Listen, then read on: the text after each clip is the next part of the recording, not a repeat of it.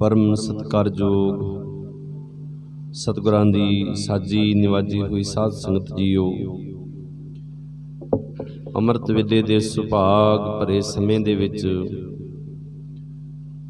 इस रहमतां भरे इस समय दे विच गुरचरनां विच पहुंच करके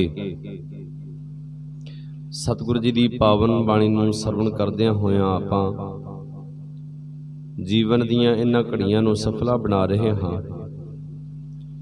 सतगुरु जी ने मेहरामत कीती है, बख्शिश कीती है। अमृत वेले दीदार बख्शिश करके सानू कलयुगी जीवां नूं सतगुरु जी ने किरतार्थ कीता है। पंज बाणियां दे नितनेम तो उपरंत आसा दी वार दा कीर्तन आप जी ने सरवण कीता। उपरंत बहुत ही प्यारा पावन शब्द सतगुरु जी की पावन बाणी का भगतां की पावन रसना तो उचारण होया शब्द आप जी ने कीर्तन के रूप सरवण किया है। पिछले महीने श्रोमणी भगतां दे विचों भगत रविदास महाराज जी का प्रकाश पुरब लंघ के गया है। सतगुरु जी ने विध बनाई है। भगत रविदास महाराज जी के 40 शब्द हैं गुरु ग्रंथ साहब महाराज विच अंकित किए हुए।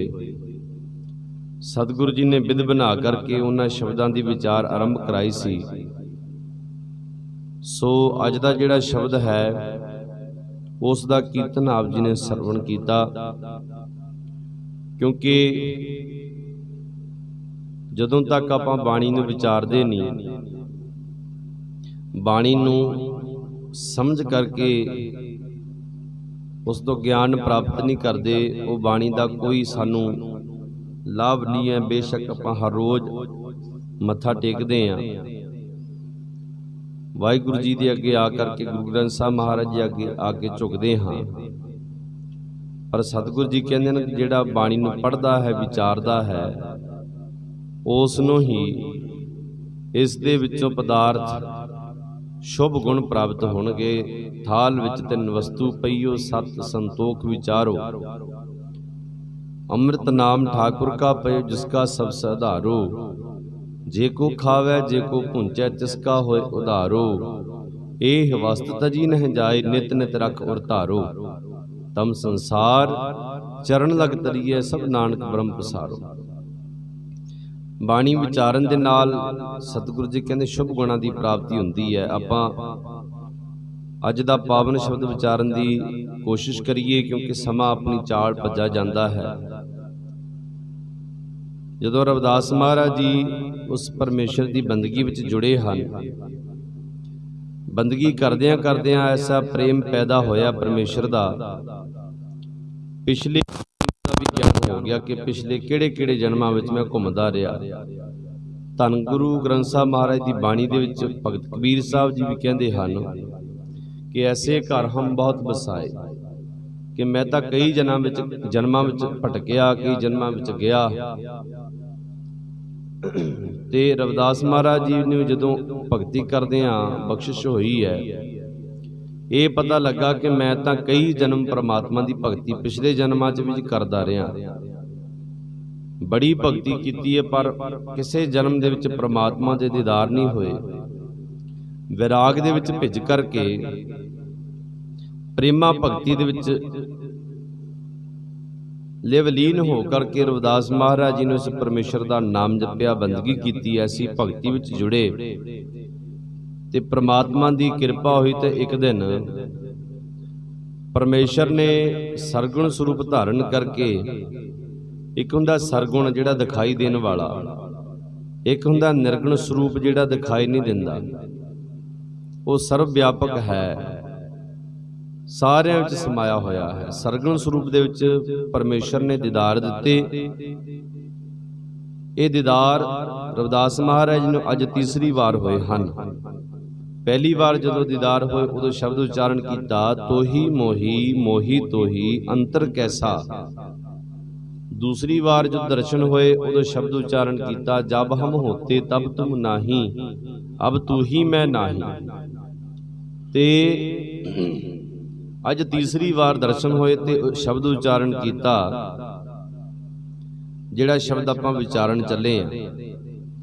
ਜਦੋਂ ਪਰਮੇਸ਼ਰ ਨੇ ਦੇਖਿਆ ਕਿ ਭਗਤ ਰਵਿਦਾਸ ਬਹੁਤ ਪ੍ਰੇਮ ਵਿੱਚ ਭਿੱਜ ਕਰਕੇ, ਵੈਰਾਗ ਵਿੱਚ ਭਿੱਜ ਕੇ ਬੰਦਗੀ ਕਰਦਾ ਹੈ, ਆਵਾਜ਼ ਦਿੱਤੀ, ਰਵਿਦਾਸ ਜਿਹਨੂੰ ਤੂੰ ਪੁਕਾਰਦਾ ਮੈਂ ਤੇਰੇ ਸਾਹਮਣੇ ਖੜਾ, ਅੱਖਾਂ ਖੋਲ ਕੇ ਦਰਸ਼ਨ ਕਰ ਲੈ। ਰਵਿਦਾਸ ਮਹਾਰਾਜ ਜੀ ਨੇ ਅੱਖਾਂ ਖੋਲੀਆਂ, ਦੀਦਾਰ ਕੀਤੇ, ਪਰਮੇਸ਼ਰ ਸਾਹਮਣੇ ਖੜਾ ਹੈ। ਹੁਣ ਪਰਮੇਸ਼ਰ ਨੇ ਪ੍ਰੀਖਿਆ ਲੈਣ ਵਾਸਤੇ ਰਵਿਦਾਸ ਮਹਾਰਾਜ ਜੀ ਦੇ ਨਾਲ ਗੱਲ ਨਹੀਂ ਕੋਈ ਕਰਦੇ, ਮੂੰਹੋਂ ਕੁਝ ਬੋਲਦੇ ਨਹੀਂ। ਰਵਿਦਾਸ ਮਹਾਰਾਜ ਨੇ ਬਾਰ-ਬਾਰ ਵੰਦਨਾ ਕੀਤੀ, ਮੱਥਾ ਟੇਕਿਆ, ਆਪਣੇ ਮੂੰਹੋਂ ਧੰਨ ਧੰਨ ਦੇ ਬਚਨ ਕਹੇ, ਬਲਿਹਾਰੇ ਬਲਿਹਾਰੇ ਕਹਿੰਦੇ ਹੋਏ ਕਹਿੰਦੇ, ਰਵਿਦਾਸ ਤੂੰ ਧੰਨ ਹੋ ਗਿਆ, ਤੈਨੂੰ ਪ੍ਰਮਾਤਮਾ ਨੇ ਦਰਸ਼ਨ ਦਿੱਤੇ ਹਨ। ਪਰ ਪ੍ਰਮਾਤਮਾ ਆਪਣੇ ਮੁਖੋਂ ਕੁਝ ਨਹੀਂ ਬੋਲਦੇ। ਇਹ ਪ੍ਰੀਖਿਆ ਲੈਣ ਵਾਸਤੇ ਪਰਮੇਸ਼ਰ ਨੇ ਐਸੀ ਖੇਡ ਬਣਾਈ, ਐਸੀ ਇਹ ਕੌਤਕ ਵਰਤਾਇਆ ਹੈ। ਹੁਣ ਰਵਿਦਾਸ ਮਹਾਰਾਜ ਜੀ ਆਪਣੇ ਇਹਨਾਂ ਬਚਨਾਂ ਵਿੱਚ ਕਹਿੰਦੇ ਹਨ, ਇਹ ਧਨਾਸਰੀ ਦੇ ਵਿੱਚ ਸ਼ਬਦ ਹੈ। ਗੁਰੂ ਅਰਜਨ ਦੇਵ ਮਹਾਰਾਜ ਜੀ ਨੇ ਭਗਤ ਰਵਿਦਾਸ ਮਹਾਰਾਜ ਨੂੰ ਸਨਮਾਨਿਤ ਕਰਦਿਆਂ ਹੋਇਆਂ ਕਿ ਇਹ ਭਾਈ, ਇਹ ਬਾਣੀ ਕਿਸੇ ਦੀ ਆਪਣੀ ਉਚਾਰਨ ਕੀਤੀ ਨਹੀਂ, ਉਸ ਪਰਮੇਸ਼ਰ ਦੀ ਬਾਣੀ ਉਚਾਰਨ ਹੈ। ਉਸ ਪਰਮੇਸ਼ਰ ਦੀ ਕਿਰਪਾ ਦੇ ਨਾਲ ਭਗਤਾਂ ਨੇ ਬਾਣੀ ਉਚਾਰਨ ਕੀਤੀ ਹੈ, ਕਿਸੇ ਦੁਨਿਆਵੀ ਬੰਦੇ ਦੀ ਨਹੀਂ। ਇਹ ਬਹੁਤ ਉੱਚੀ ਆਤਮਾ ਭਗਤ ਰਵਿਦਾਸ ਮਹਾਰਾਜ ਦੀ ਬਾਣੀ ਹੈ। ਧਨਾਸਰੀ ਭਗਤ ਰਵਿਦਾਸ ਜੀ ਕੀ, ਇੱਕ ਓੰਕਾਰ ਸਤਿਗੁਰ ਪ੍ਰਸਾਦ। ਧਨਾਸਰੀ ਰਾਗ ਦੇ ਵਿੱਚ ਭਗਤ ਰਵਿਦਾਸ ਮਹਾਰਾਜ ਦਾ ਸ਼ਬਦ ਹੈ। ਸਤਿਗੁਰੂ ਕਹਿੰਦੇ ਹਨ ਕਿ ਇੱਕ ਪਰਮੇਸ਼ਰ ਜਿਹੜਾ ਹੈ, ਤਿੰਨ ਗੁਣਾਂ ਤੋਂ ਨਿਰਲੇਪ, ਤਿੰਨ ਦੇਵਤਿਆਂ ਤੋਂ ਵੱਡਾ, ਤਿੰਨਾਂ ਬਿਮਾਰੀਆਂ ਦੇ ਵਿੱਚ ਨਹੀਂ ਆਂਦਾ, ਆਦਿ ਵਿਆਧੀ ਉਪਾਧੀ ਤੋਂ ਪਰੇ ਹੈ। ਸੱਚੇ ਗੁਰਾਂ ਦੀ ਕਿਰਪਾ ਸਦਕਾ ਉਸ ਦੀ ਪ੍ਰਾਪਤੀ ਹੁੰਦੀ ਹੈ। ਹੁਣ ਪਰਮੇਸ਼ਰ ਰਵਿਦਾਸ ਮਹਾਰਾਜ ਦੀ ਪ੍ਰੀਖਿਆ ਲੈਣ ਵਾਸਤੇ ਬੋਲਦੇ ਨਹੀਂ ਕੁਝ, ਤੇ ਹੁਣ ਰਵਿਦਾਸ ਮਹਾਰਾਜ ਜੀ ਇਸ ਸ਼ਬਦ ਵਿੱਚ ਕਹਿੰਦੇ ਹਨ,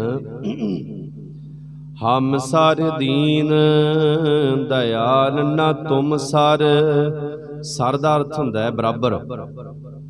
ਹੇ ਵਾਹਿਗੁਰੂ ਜੀ, ਹੇ ਪ੍ਰਮਾਤਮਾ, ਮੇਰੇ ਬਰਾਬਰ, ਮੇਰੇ ਵਰਗਾ ਦੁਨੀਆ ਦੇ ਉੱਪਰ ਕੋਈ ਕੰਗਾਲ ਨਹੀਂ ਹੋਣਾ, ਕੋਈ ਗਰੀਬ ਨਹੀਂ ਹੋਣਾ।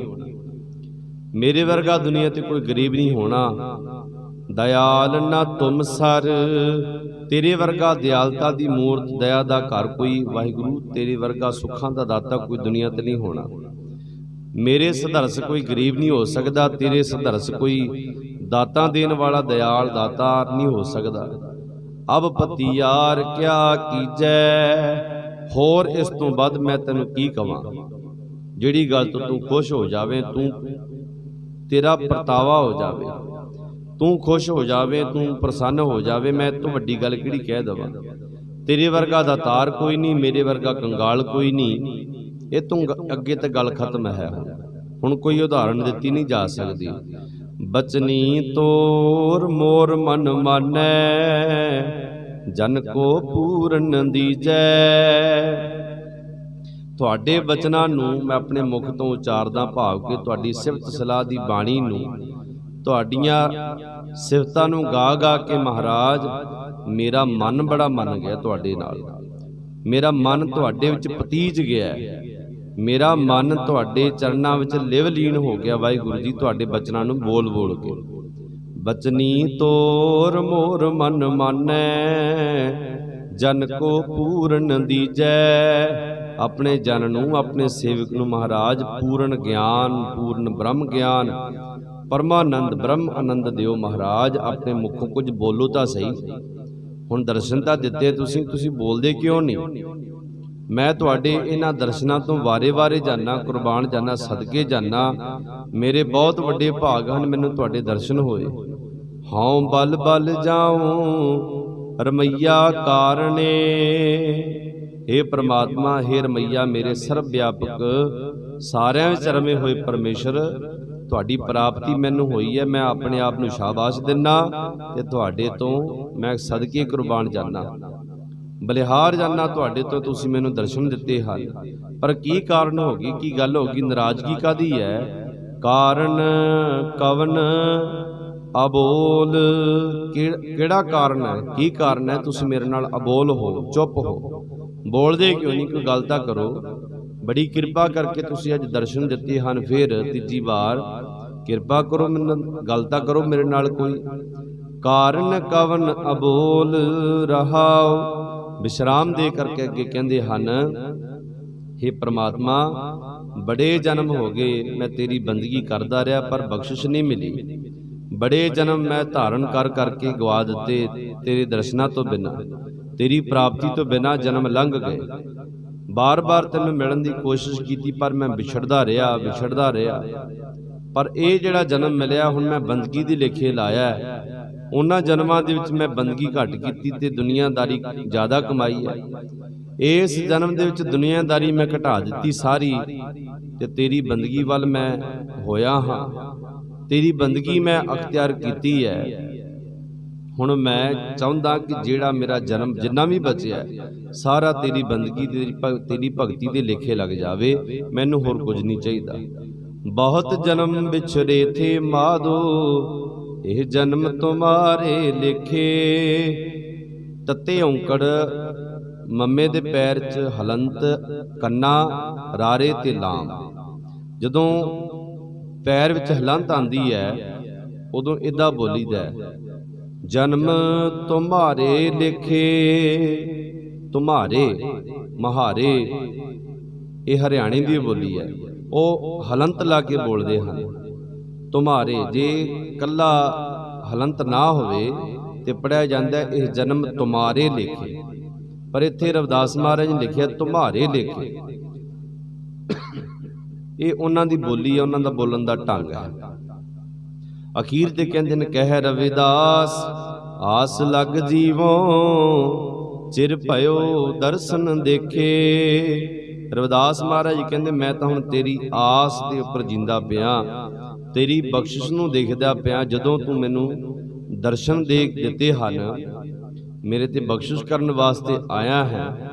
बड़े चिर हो गए, बड़े जन्म हो गए मैं दर्शन कीते आ। हुण जे दर्शन दिते हन ते हुण तुसीं मेरे नाल बोलदे नहीं, हुण तुसीं मेरे नाल गल नहीं करदे, की कारण हो गया? फिर परमेश्वर ने खुश हो करके इन्हां गल्लां नूं सुन करके बड़े प्रसन्न होए।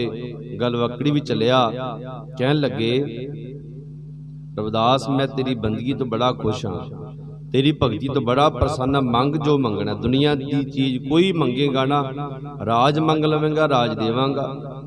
कोई रिद्धियां सिद्धियां चाहिए, शक्ति चाहिए, दौलत चाहिए, मंग लै। हुण रविदास महाराज ने जो मंगया हुण दसदे पिया।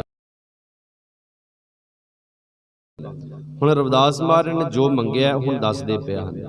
चित सिमरन करो नैन अविलोकनो, श्रवण बाणी सुजस पूर राखो। आखो सतनाम श्री वाहिगुरू। मंगया की है रविदास महाराज ने? कहंदे अपने चित्त दे विच वाहिगुरू जी मैं सदा ही तेरा सिमरन ही करदा रवां, होर मैनूं कुछ नहीं चाहिदा। चित्त विच बंदियां आप साडियां दे विच बहुत कुछ हुंदा है, आ भी मिल जावे, आ भी मिल जावे, आ भी मिल जाना चाहिए, आ भी मंग लईए। बड़ा कुछ साडे चित्त विच है। हुण रविदास महाराज दे चित्त विच की है? कहंदे सिर्फ ते सिर्फ सिमरन, भजन बंदगी। चित सिमरन करो नैन अवलोकनो, मेरा चित सदा तुहाडा सिमरन करदा रवे। इन्हां अखां दे नाल मन ते बुद्धि दियां अखां दे नाल, नेत्रां दे नाल वाहिगुरू जी सदा ही तुहाडे सरगुण स्वरूप दे दर्शन करदा रवां। साक्षात प्रतख रूप दे विच अवलोकनो कहंदे प्रतख रूप, सदा ही दर्शन करदा रवां। जिद्दां हुण दर्शन दिते आ इदां सदा ही मैं तुहाडे दर्शन करदा रवां। श्रवण बाणी सुजस पूर राखो, अपने कन्नां दे नाल तुहाडी बाणी नूं सुणा। सुजस तुहाडी बाणी नूं जस नूं सुण सुण के वाहिगुरू जी अपने हिरदे नूं पूर करदा रवां, भाव के भरदा रवां। सदा ही मेरा हिरदा तुहाडे हरि जस दे नाल भरिया रवे। ਇਹ ਕਿਹਦੇ ਨਾਲ ਭਰਿਆ ਜਾਵੇਗਾ? ਭਾਂਡਾ ਕਿਹਦੇ ਨਾਲ ਭਰਿਆ ਜਾਂਦਾ ਹੈ? ਕੜਛੀਆਂ ਦੇ ਨਾਲ ਤੇ ਜਾਂ ਚਮਚਿਆਂ ਦੇ ਨਾਲ। ਚਮਚਿਆਂ ਦੇ ਨਾਲ ਆਪਾਂ ਭੋਜਨ ਖਾਂਦੇ ਆ ਨਾ, ਤੇ ਕਹਿੰਦੇ ਇਹਨਾਂ ਕੰਨਾਂ ਰੂਪੀ ਚਮਚਿਆਂ ਦੇ ਨਾਲ ਪਰਮੇਸ਼ਰ ਦਾ ਭਜਨ ਰੂਪ ਭੋਜਨ ਛਕਿਆ ਜਾਂਦਾ ਤੇ ਹਿਰਦਾ ਭਰਦਾ ਰਹਿੰਦਾ, ਹਿਰਦਾ ਆਤਮਾ ਰਜਦੀ ਰਹਿੰਦੀ ਹੈ। चित सिमरन करो नैन अवलोकनो, श्रवण बाणी सुजस पूर राखो। मन सुमद कर करो, चरण हृदय धरो। रसन अमृत राम नाम भाखो। सुमद ਕਹਿੰਦੇ ਮੈਂ ਆਪਣੇ ਮਨ ਨੂੰ ਚਾਹੁੰਦਾ ਕਿ ਮੇਰਾ ਮਨ ਭਵਰੇ ਦੀ ਨਿਆਈ। ਉਹ ਸਿਆਣਾ ਭਵਰਾ ਜਿਹੜਾ ਰੰਗ ਦਾ ਕਾਲਾ, ਜਿਹੜਾ ਜਦੋਂ ਬੋਲਦਾ ਕਾਂ ਕਾਂ ਕਰਦਾ ਹੋਇਆ ਬੜੀ ਆਵਾਜ਼ ਕਰਦਾ, ਪਰ ਉਹ ਜਦੋਂ ਫੁੱਲ ਦੇ ਉੱਪਰ ਆ ਕੇ ਬੈਠ ਜਾਂਦਾ ਉਹਦਾ ਰੌਲਾ ਵੀ ਖਤਮ ਹੋ ਜਾਂਦਾ ਤੇ ਉਹ ਆਪਣੇ ਰੰਗ ਨੂੰ ਵੀ ਭੁੱਲ ਜਾਂਦਾ, ਆਪਣੇ ਜੀਵਨ ਨੂੰ ਵੀ ਭੁੱਲ ਜਾਂਦਾ ਤੇ ਰਸ ਚੂਸਦਾ ਫੁੱਲ ਦਾ। ਫੁੱਲ ਦੇ ਵਿੱਚੋਂ ਰਸ ਹੀ ਲੈਂਦਾ, ਇਹ ਨਹੀਂ ਦੇਖਦਾ ਕਿ ਆਹ ਰਸ ਇਹਦਾ ਫੁੱਲ ਦੀ ਸੁਗੰਧੀ ਚੰਗੀ ਨਹੀਂ ਹੈ, ਇਸ ਫੁੱਲ ਦਾ ਰੰਗ ਚੰਗਾ ਨਹੀਂ ਹੈ, ਇਸ ਫੁੱਲ ਦੇ ਪੱਤੇ ਕੋਮਲ ਨਹੀਂ ਹੈ, ਇਸ ਫੁੱਲ ਵਿੱਚ ਕੰਡੇ ਹੈ। ਉਹ ਕਦੇ ਵੀ ਨੁਕਤਾਚੀਨੀ ਨਹੀਂ ਕਰਦਾ। ਜਦੋਂ ਵੀ ਬੈਠਦਾ ਹਰੇਕ ਦੇ ਵਿੱਚੋਂ ਉਹ ਖੁਸ਼ਬੂ ਰੂਪੀ ਸ਼ੁਭ ਗੁਣ ਪ੍ਰਾਪਤ ਕਰਦਾ। ਮੇਰਾ ਮਨ ਵਾਹਿਗੁਰੂ ਜੀ ਗੁਣ ਪ੍ਰਾਪਤ ਕਰਨ ਵਾਲਾ ਐਸਾ ਭਵਰਾ ਬਣ ਜਾਵੇ। ਗੁਰੂ ਅਰਜਨ ਦੇਵ ਮਹਾਰਾਜ ਕਹਿੰਦੇ ਭਵਰ ਤੁਮਾਰਾ ਇਹ ਮਨ ਹੋਵੋ ਹਰ ਚਰਨਾ ਹੋ ਕੌਲਾ। ਕੌਲਾ ਦਾ ਭਾਵ ਹੈ ਕਵਲ ਦਾ ਫੁੱਲ। हे ਪ੍ਰਮਾਤਮਾ ਤੇਰੇ ਚਰਨ ਮੇਰੇ ਵਾਸਤੇ ਕਮਲ ਦੇ ਫੁੱਲ ਤੇ ਮੈਂ ਉਹਨਾਂ ਦੇ ਉੱਪਰ ਰਸ ਚੂਸਣ ਵਾਲਾ ਭਵਰਾ ਬਣ ਜਾਵਾਂ। ਕਿਤੇ ਮਨ ਸੁਮਧ ਕਰ ਕਰੋ ਚਰਨ ਹਿਰਦੇ ਧਰੋ। ਤੁਹਾਡੇ ਕਮਲ ਦੇ ਫੁੱਲ ਵਰਗੇ ਚਰਨ ਮੈਂ ਮਹਾਰਾਜ ਆਪਣੇ ਹਿਰਦੇ ਵਿੱਚ ਧਾਰਨ ਕਰਾਂ। ਰਸਨੇ ਅੰਮ੍ਰਿਤ ਰਾਮ ਨਾਮ ਭਾਖੋਂ। ਆਪਣੀ ਰਸਨਾ ਦੇ ਨਾਲ ਤੁਹਾਡੇ ਅੰਮ੍ਰਿਤਮਈ ਬਚਨਾਂ ਨੂੰ ਵਾਹਿਗੁਰੂ ਜੀ ਰਾਮ ਦੇ ਨਾਮ ਨੂੰ ਵਾਹਿਗੁਰੂ ਵਾਹਿਗੁਰੂ ਸਿਮਰਨ ਨੂੰ ਆਪਣੀ ਰਸਨਾ ਦੇ ਨਾਲ ਉਚਾਰਨ ਕਰਦਾ ਰਵਾਂ। ਕਦੇ ਵੀ ਮੇਰੀ ਰਸਨਾ ਥੱਕ ਨਾ ਜਾਵੇ। ਕਿਤੇ ਰਹਿੰਦੀ ਜ਼ਿੰਦਗੀ ਤੱਕ ਵਾਹਿਗੁਰੂ ਜੀ ਆਪਣੀ ਰਸਨਾ ਦੇ ਨਾਲ ਤੁਹਾਡਾ ਨਾਮ ਜਪਦਾ ਰਵਾਂ। ਮੇਰੀ ਪ੍ਰੀਤ ਗੋਬਿੰਦ ਸਿਉ ਜਿਨ ਘਟੈ। ਜਿਨ ਦਾ ਅਰਥ ਹੁੰਦਾ ਮਤਾਂ ਕਿਤੇ, ਮਤਾਂ ਕਿਤੇ ਮੇਰੀ ਪ੍ਰੀਤ ਵਾਹਿਗੁਰੂ ਜੀ ਤੁਹਾਡੇ ਚਰਨਾਂ ਦੇ ਨਾਲੋਂ ਘਟ ਨਾ ਜਾਵੇ। ਕਿਤੇ ਜਿਨ ਦਾ ਅਰਥ ਹੈ ਮਤਾਂ, ਮਤਾਂ ਕਿਤੇ ਮੇਰੀ ਪ੍ਰੀਤ ਤੁਹਾਡੇ ਪ੍ਰੇਮਾ ਭਗਤੀ ਵਿੱਚੋਂ ਹਟ ਕੇ ਕਿਸੇ ਹੋਰ ਪਾਸੇ ਲੱਗ ਜਾਵੇ ਮਹਾਰਾਜ, ਕਿਉਂਕਿ ਮੈਂ ਇਹ ਪ੍ਰੀਤੀ ਬੜੀ ਮਹਿੰਗੀ ਖਰੀਦੀ ਹੈ। ਮੈਂ ਤਾਂ ਮੋਲ ਮਹਿੰਗੀ ਲਈ, ਬੜੀ ਮਹਿੰਗੀ ਮੈਂ ਪ੍ਰੀਤ ਖਰੀਦੀ ਹੈ। ਕਿਵੇਂ ਖਰੀਦੀ ਹੈ? ਜੀ ਸਟੈ। ਆਪਣੀ ਜ਼ਿੰਦਗੀ ਇਸ ਲਿਖੇ ਲਾ ਦਿੱਤੀ ਹੈ ਮਹਾਰਾਜ, ਸਾਰਾ ਜੀਵਨ ਇਸ ਲਿਖੇ ਲਾ ਦਿੱਤਾ ਹੈ। ਇਹ ਜੀਵਨ ਤਾਂ ਖਤਮ ਹੋ ਜਾਵੇਗਾ ਮਹਾਰਾਜ, ਪਰ ਦੁਬਾਰਾ ਪ੍ਰੀਤੀ ਨਹੀਂ ਕਿਤੇ ਮਿਲੇਗੀ ਮਹਾਰਾਜ। ਇਹ ਜਨਮ ਦੇ ਵਿੱਚ ਮੈਂ ਤੁਹਾਡੀ ਪ੍ਰੀਤੀ ਕਮਾਈ ਹੈ, ਤੁਹਾਡਾ ਪ੍ਰੇਮ ਕਮਾਇਆ, ਇਹ ਪ੍ਰੀਤ ਨਾ ਕਿਤੇ ਘਟ ਜਾਵੇ। ਰਹਾਓ ਵਿਸ਼ਰਾਮ ਦੇ ਕਰਕੇ ਅੱਗੇ ਰਵਿਦਾਸ ਮਹਾਰਾਜ ਕਹਿੰਦੇ ਹਨ, ਫਿਰ ਪ੍ਰਮਾਤਮਾ ਕਹਿੰਦੇ ਰਵਿਦਾਸ ਤੇਰੇ ਅੰਦਰ ਭਾਵਨਾ ਬੜੀ ਹੈ, ਇਸ ਭਾਵਨਾ ਨੂੰ ਬਰਕਰਾਰ ਰੱਖੀ, ਇਸ ਭਾਵਨਾ ਨੂੰ ਕਿਤੇ ਖਤਮ ਨਾ ਹੋਣ ਦਵੀਂ। ਭਾਵਨਾ ਦੇ ਨਾਲ ਹੀ ਪ੍ਰੇਮਾ ਭਗਤੀ ਪੈਦਾ ਹੁੰਦੀ ਹੈ। ਹੁਣ ਰਵਿਦਾਸ ਮਹਾਰਾਜ ਕਹਿੰਦੇ ਹਨ, ਸਾਧ ਸੰਗਤ ਬਿਨਾ ਭਾਉ ਨਹੀਂ ਉਪਜੈ। ਭਾਵ ਬਿਨ ਭਗਤ ਨਾ ਹੋਏ ਤੇਰੀ। हे ਪ੍ਰਮਾਤਮਾ ਮੈਨੂੰ ਤੇਰੀ ਸਾਧ ਸੰਗਤ ਦਾ ਸੰਗ ਹਰ ਵੇਲੇ ਮਿਲਦਾ ਰਹੇ, ਤੇਰੇ ਭਗਤਾਂ ਦਾ ਤੇਰੇ ਸਾਧੂ ਜਨਾਂ ਦਾ ਸੰਗ ਹਮੇਸ਼ਾ ਮਿਲਦਾ ਰਹੇ, ਕਿਉਂਕਿ ਉਹਨਾਂ ਦੀ ਸੰਗਤ ਤੋਂ ਬਿਨਾਂ ਭਾਵਨਾ ਪੈਦਾ ਹੀ ਨਹੀਂ ਹੋ ਸਕਦੀ। ਸੰਗਤ ਕੀਤੇ ਤੋਂ ਬਿਨਾਂ ਭਾਵਨਾ ਨਹੀਂ ਪੈਦਾ ਹੁੰਦੀ ਤੇ ਭਾਵਨਾ ਤੋਂ ਬਿਨਾਂ ਭਗਤੀ ਨਹੀਂ ਕੀਤੀ ਜਾ ਸਕਦੀ।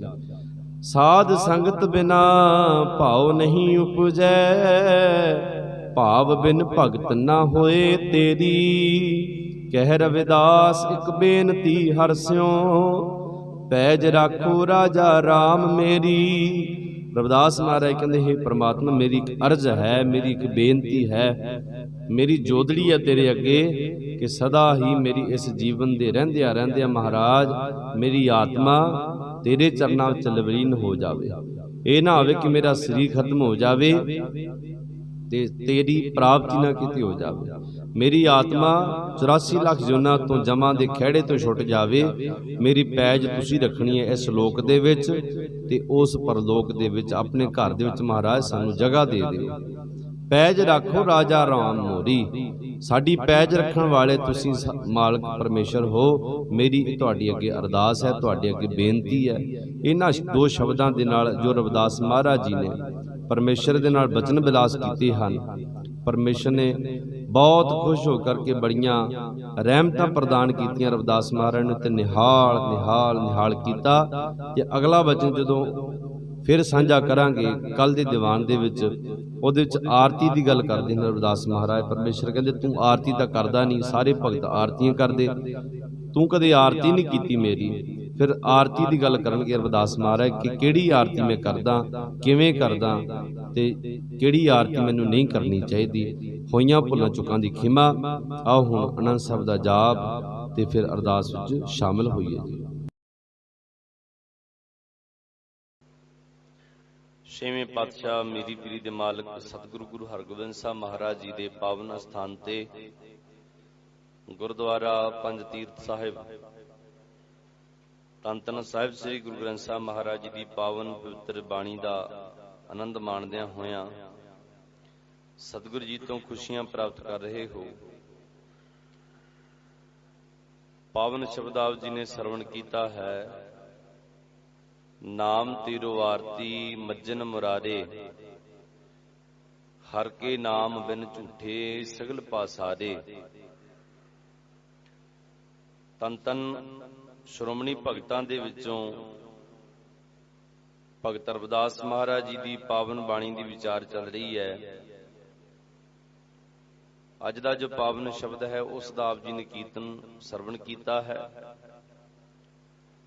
ਕੱਲ ਵਿਚਾਰ ਚੱਲ ਰਹੀ ਸੀ ਕਿ ਜਦੋਂ ਪਰਮੇਸ਼ਰ ਨੇ ਤੀਸਰੀ ਵਾਰ ਭਗਤ ਰਵਿਦਾਸ ਮਹਾਰਾਜ ਨੂੰ ਦਰਸ਼ਨ ਦਿੱਤੇ ਹਨ, ਕਹਿੰਦੇ ਜੋ ਮੰਗਣਾ ਹੈ ਮੰਗ ਲੈ,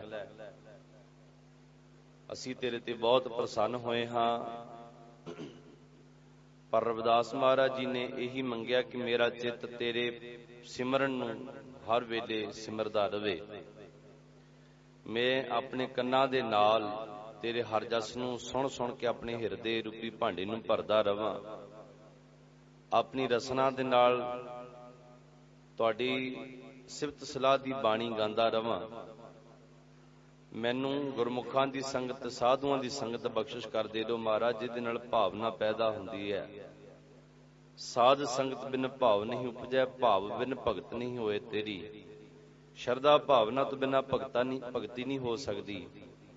ਤੇ ਮੇਰੀ ਇੱਕ ਬੇਨਤੀ ਹੈ ਕਿ ਮੇਰੀ ਮਹਾਰਾਜ ਲੋਕ ਪ੍ਰਲੋਕ 'ਚ ਪੈਜ ਰੱਖਣ ਵਾਲੇ ਤੁਸੀਂ ਹੀ ਹੋ। ਤੇ ਪਰਮੇਸ਼ਰ ਜੀ ਆਪਣੇ ਭਗਤ ਦੇ ਨਾਲ ਜੋ ਬਚਨ ਵਿਲਾਸ ਕਰਦੇ ਪਏ ਹਨ, ਕਹਿੰਦੇ ਸਾਰੇ ਭਗਤਾਂ ਨੇ ਆਰਤੀ ਕੀਤੀ ਹੈ। ਸਾਰੇ ਭਗਤੀ ਕਰਨ ਵਾਲੇ ਜਿਹੜੇ ਹਨ, ਸੇਵਕ ਹਨ, ਭਗਤ ਜਨ ਹਨ, ਉਹ ਆਪਣੇ ਉਸ ਭਗਵਾਨ ਦੀ ਆਰਤੀ ਕਰਦੇ ਹਨ। ਪਰ ਰਵਿਦਾਸ ਤੂੰ ਆਰਤੀ ਨਹੀਂ ਕਰਦਾ, ਐਸਾ ਕਿਉਂ? ਆਰਤੀ ਕਰਨੀ ਇੱਕ ਭਗਤੀ ਦਾ ਇੱਕ ਸਾਧਨ ਹੈ।